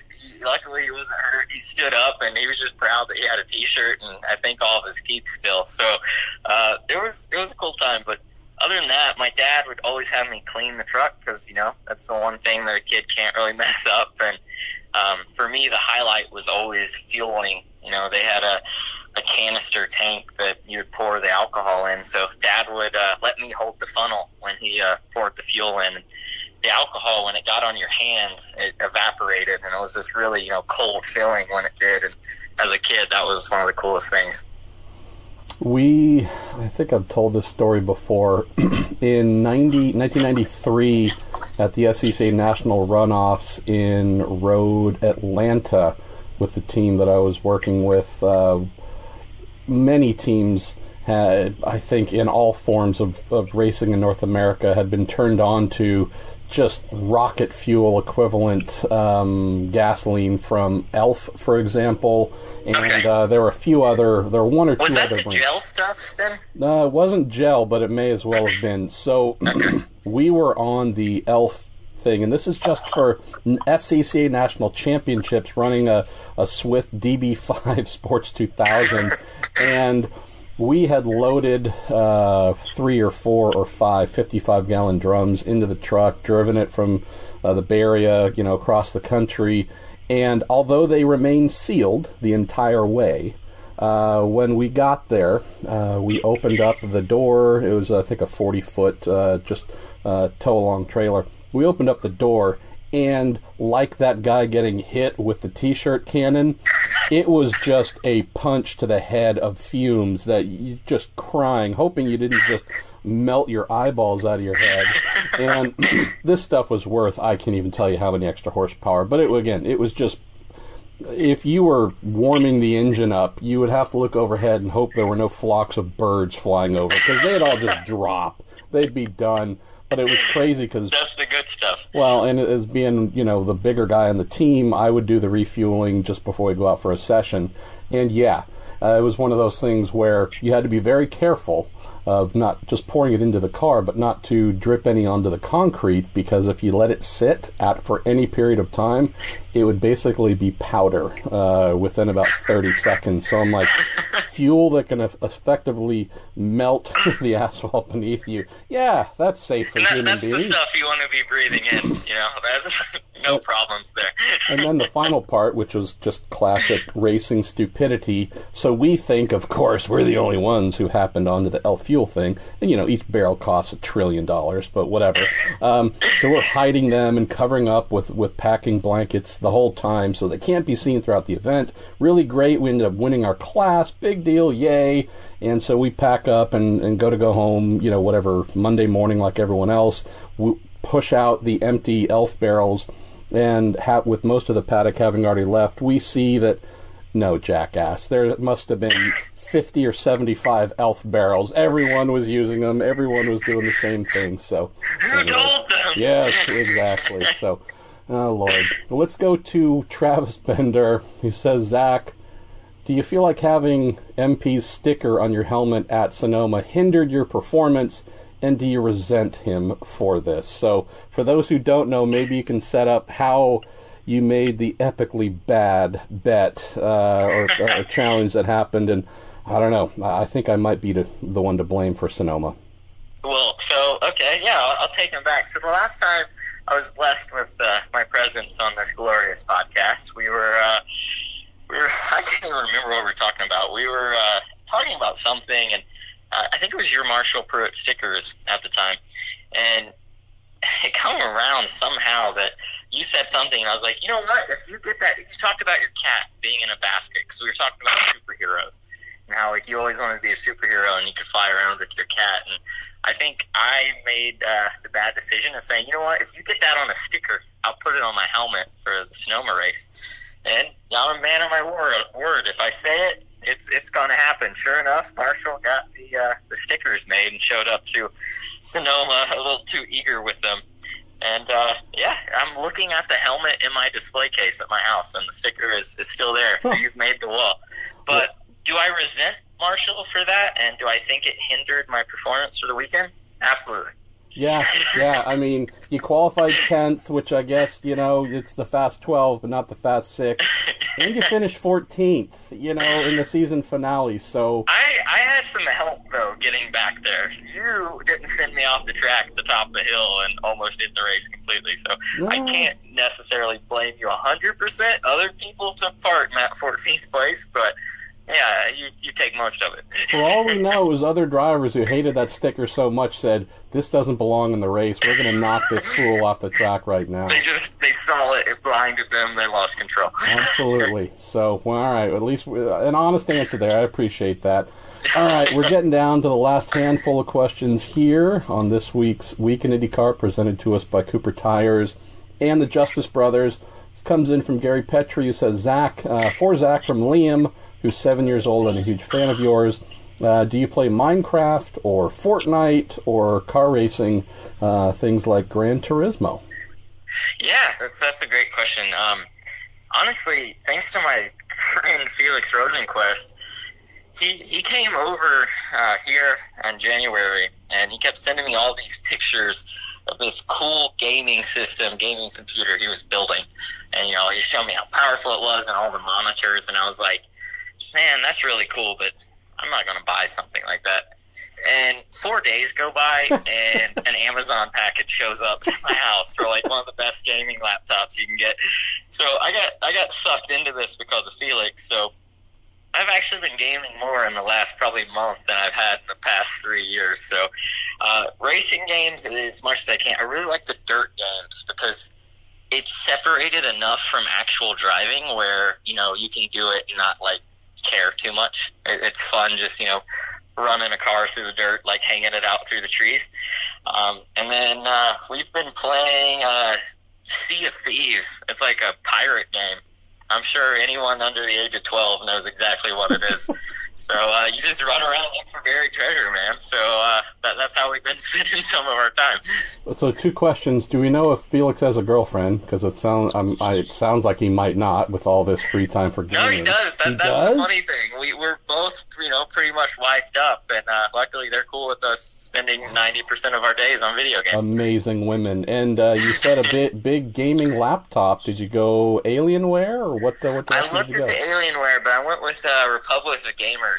Okay. Because I thought, I'm going to be carrying this thing to the airport a lot, and I looked at the Alienwares, and they're like, I think 15 pounds. So I found a Republic of Gamers have a slim one that's comes in at 5 or 6 pounds, still good enough for what I need, and I can travel with it. So it's a win-win. As someone who's been carrying around 15-pound Alienwares for most of the decade, I guess I know where I'm looking. Look at there's a slight size difference, Marshall. All right, fair point. 15 pounds for you is more than me. Yeah, I am a bit of a donkey that way. Just throw it on my back. I've seen your cast, dude. All right, fair enough. Let's see, Martin Henderson. He also sent this one in for Anders, who answered it earlier. What's the worst thing anyone has said about your driving, both in a race car and passenger car, and were they right? I think the funniest thing when in the car, I don't ever pay attention too much to negative comments. I'm sure some are out there. But the funny thing was Indy 500 happens, and I drive away from the fire. And my theory was I love war history. So all the old bombers, like the B-17s, if they had a flame out, they'd just drop the nose, pick up airspeed, and put the fire out. And I thought, well, it's worth a shot. So I put the thing in gear and drove away. A lot of people were like, oh, what an idiot. That kid's so stupid driving away on fire. And I'm like, guys, it worked. Like, A, why are you, harping on me? And B, I thought it was an awesome idea, and it was cool because the internet loved it. But so that was that. And driving, I've heard a lot. I've heard you have no desire to live past the age that you are right now. Okay. You have moderate but not a lot of respect for the law when it comes to speeding. And I'm pretty sure Marco and I, or one of my Andretti teammates, we gotta take it easy before we ride off a rental car coming back to the hotel from a day at a racetrack. So I think those are probably the ones that, we're most worried about. I'd say the best revelation here is while on fire pulling away from a pit stop in Indianapolis, not only are you drawing back to World War II history with bombers and such, it sounds like you were also thinking, this is going to be an awesome meme, GIFs galore. I mean, this is just, I'm going viral while going flammable. I giggled because there's a video on YouTube, because after the race happened, obviously that's not the fast way around Indianapolis being on fire, and we were kind of struggling all day. And so after the race, I went back because I wanted to see videos of it, because I really didn't get to see that much of the fire. I saw that's fire, and then I just looked ahead trying to, get away from said fire. So there's this video of a fan at grandstands, and they're filming the pit stop, and then the car catches on fire, and this woman screams, and it's the best horror film sound effect scream that I've ever heard in my entire life. And, I did that. I let that lady experience that scream. So I think, that was one of my favorite parts, just seeing how worried someone was about my well-being. So that's fun. Aww. All right. We've got one here from Kristen Bruce for you from Emma. It says, what is your favorite track to race on? What's been your favorite race since being in an IndyCar? And also, will your racing suit change with the new livery? Okay, yeah, good one. Favorite racetrack I've ran at's always going to be Milwaukee Mile, just because it's classic. It's historic, and it's just, you have those places that you always show up at, and for whatever reason you're just quick.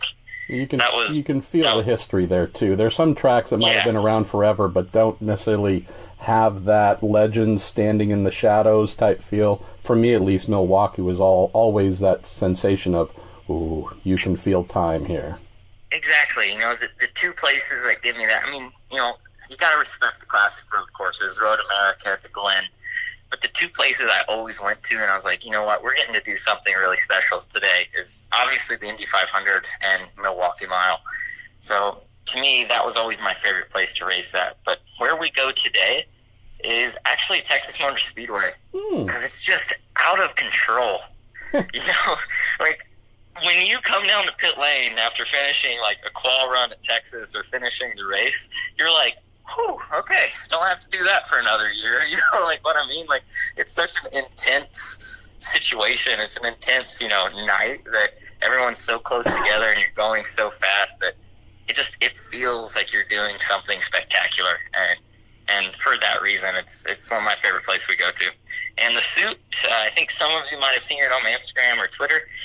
It's going to be all black this year with a little bit of blue and some yellow accents. So it will match our Bainbridge car. Going to get down to our last couple here. This comes in from my old friend Todd Telford, who is probably the longest-term motor racing reporter here in the Bay Area. He says, Zach, as a journalist in the Bay Area, I started getting press contacts from you about your career early in your teens. What can you say about the self-promotion side of the sport at such an early age? I'm so thankful I did it, to be honest. At the time, I really didn't realize how important it was. I just knew that, I'm just trying to get, my name out there a little bit. And when I was doing it, you don't get too much feedback. And then, especially this past year being in IndyCar, you just have such a bigger audience. I was surprised the number of people that came up to me that noticed that stuff when I was younger, who, they're bringing up stuff that I've almost forgotten about. And, that's when it kind of validated to myself that, people really were listening, which was really cool. And, I think I owe my dad for that. Not that he did that for me or pushed me to do that or anything, but, he was really good because, he started his own company, so he kind of had a good feel on how things work, and he kind of explained it to me. He goes, you got to make yourself to do this, not make yourself to, perform the effort, but you have to make your own name. You have to go out there and let people know who Zach Veach is. And, if this is something that you really want, you need to be serious about it and work every day to get a little closer. And I knew money was going to be really important because we didn't have a whole lot of it to get through Indy Lights and IndyCar. So, that takes people and it takes companies. And luckily that stuff all helped. This is maybe a little bit of a lateral comment on the subject, but I certainly remember the days when, I was a mechanic or whatever in IndyCar. Still remember, working on the road to Indy type stuff back in the day in Indy Lights or Atlantics, whatnot. But just remember even back then, just as a crew guy, the various young drivers who were trying to think of anything they could to gain recognition off the track. And so for some, it might have been really simple of, I'm going to have a bunch of pens made with my name and number on them and hand them out to as many people as possible, or name similar things like that. Little take-home items, something you could give to a journalist, something you could give to an executive. But just remember some of those things, thinking, how interesting. They're not just looking for the most impactful route. Hey, get me on TV, fighting to get interviews. Those things, at least at that younger stage, as you know, Zach, you want them, but you also know, that's a rarity, far and few opportunities for that. So rather than place all my focus on how and when can I get that one big hit on TV, just interesting to see young drivers say, what can I do? What can I send you home with that might make you remember my name compared to some of the others who are only focused in the on-track stuff or the big bright lights and TV type mentality? Exactly, and that's the thing that honestly was one of my favorite parts about this past year, and my favorite parts about doing this stuff now is I've always been inside super humbled. I feel very lucky to do this stuff. I don't feel like I'm owed to do this, and I honestly don't feel like that, big of a deal because, we're just racing cars at the end of the day. And I was blown away by the amount of people that follow me and support me. I knew I had some really good fans, but the amount of people that just came out and started cheering and, 2 becomes 4 and 4 is 8, it's been so cool. And that's something you don't take for granted because you remember being a fan yourself. And I stood in autograph lines, just hoping to have a chance to, talk or see a driver. And now being on the other side, it's incredible, man. It's something that caught me off guard a lot more than I thought it was going to in the best way possible. All right, we are just about to say goodbye to this week's episode. We have 3 total questions left, starting off with some guy named Jacques Harvey, or something like that. Sounds French. Yeah, maybe. Or British, Jacques Harvey, maybe. Could be pronounced as Jack Harvey. I'm not clear. That sounds wrong. The guy he's trying to pretend like he's an IndyCar driver, possibly, from the question that he sent in, which says, Zach, when are you coming to clean my fish tank?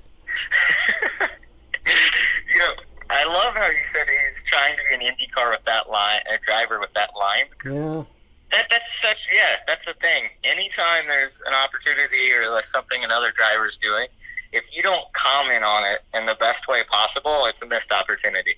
But, so, side kind of story, I think Jack's parents, or it might have been his girlfriend, but he got a fish tank for Christmas, and before that, I'd been telling him, I was like, man, we went bowling, and I was like, you gotta get a fish tank, they're awesome. And he ended up with this tank, and, he had some questions starting out, so I kind of, gave him a little bit of what I knew, how to get started, and so now he has a freshwater tank, and I'm trying as hard as I can to get a saltwater tank for him because, I have 2 now, so he should have 2. It makes sense. But I'm not cleaning his tank. No. Good. Good. I would say, if anything, he should be asking to clean your tank, pal. So, and we'll just leave that right there. I also like to hear Zach Veach, anti-bullying advocate, anti-distracted driving advocate, STEM teacher, fish tank proponent to the IndyCar paddock as well. That's a really good thing to hear. Yeah, I'm trying to spread joy wherever I go. All right, we're going to combine these two questions for our penultimate one on This Week in IndyCar. Got one that comes in from Lance Snyder and Colin Taylor. Lance says, Zach, what makes you more nervous, qualifying for the Indy 500 or scaling a difficult rock face? He says, what rock face or mountain do you have to climb at some point in your life? And then Colin asks something similar, but a little different angle. In what ways does rock climbing benefit your performance inside the cockpit? So, bucket list climbs, what's more difficult, and how do you benefit? Yeah, that's great. For me, the more nerve-wracking and the scarier thing is qualifying for the Indy 500 because failure is not an option. In climbing, it's fun. There's supposed to be no stress to it. It's supposed to be relaxing. So, you find yourself halfway up something. If you're not feeling it, and you feel tired or it's a little too difficult, you just look to your partner and say, yeah, man, I think we should go down. And then you just rappel down to the ground. You go to the bar, have a beer, get some pizza, and you start the day over. You're not going to take the Indy 500 that likely, right? So to me, qualifying for the Indy 500 is a lot more nerve-wracking. I think everyone has had the chance to see Free Solo. If not, they've heard about it. Alex Honnold is an incredible climber that, doesn't use any ropes to get up some of these scary faces. And he climbed 3,000 feet to the top of El Cap. And I've been on that rock. I've been, probably 400 or 500 feet up it. Just doing there's so many cracks that go up the face. And that's what you're using to ascend to the top. You're jamming your hands into cracks, stuffing your feet into them to kind of hold your body weight, and you're placing gear as you go. And only being 400 feet up on a much easier route, I thought what it would be like to be unroped and on my own. And it was so scary, I almost stopped myself for the day, because just the thought of that is so out there. And I think it's unbelievable. So for me, my bucket list would be climbing the nose of El Cap. So I'm going back to Yosemite for 2 weeks after Laguna this year. I have a really good friend named Beth Rodden. She was a real famous female climber back in the day. So we always go out and stay with her, and I'm going to try it. I think I'm getting a group of friends together, and I don't know if we'll try to get to the top. We just want to go up it and get the miles and be like, okay, yeah, this is how far we got. Next year we'll come back and go even further. I love it.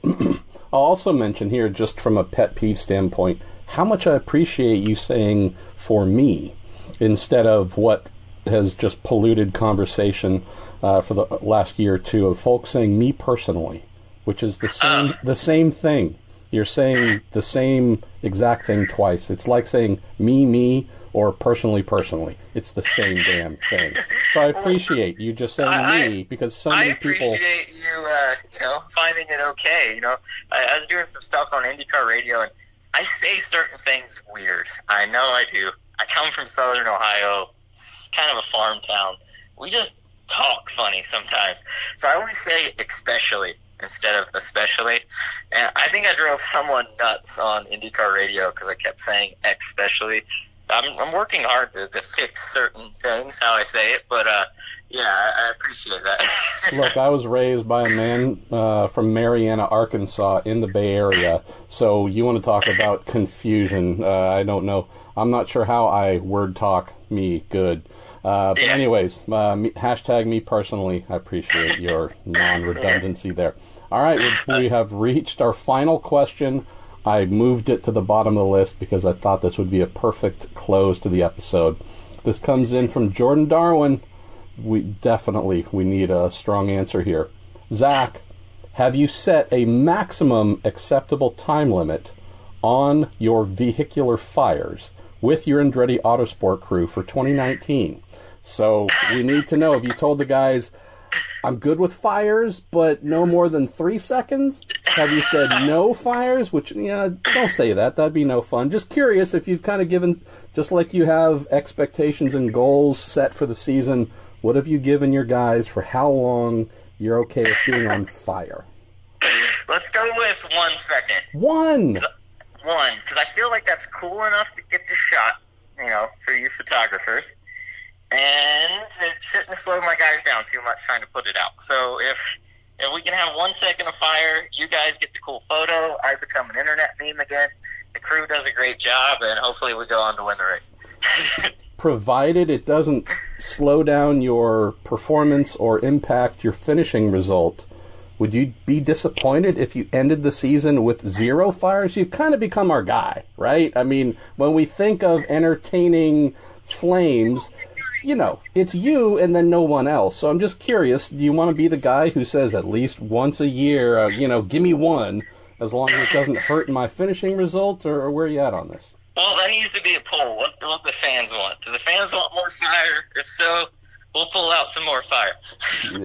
a man of the fans, Zach Veach. I got myself in trouble again. This is the sticker conversation all over. We might have. So we're going to ask folks, how many fires should Zach look to have this year?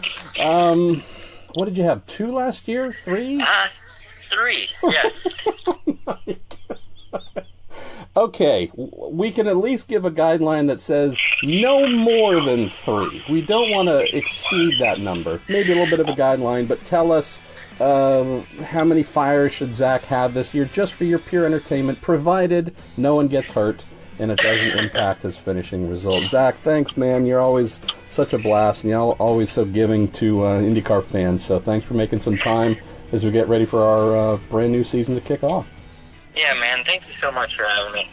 This stuff's always fun because it's a lighter side from the usual the questions. And everyone that sent your stuff in, thanks so much. I mean, you make it just as fun because it's your questions that I'm answering. So I'm excited, man. It's almost St. Petersburg, and then we get to start this 9-month-long rodeo all over again and give the fans what they've been missing.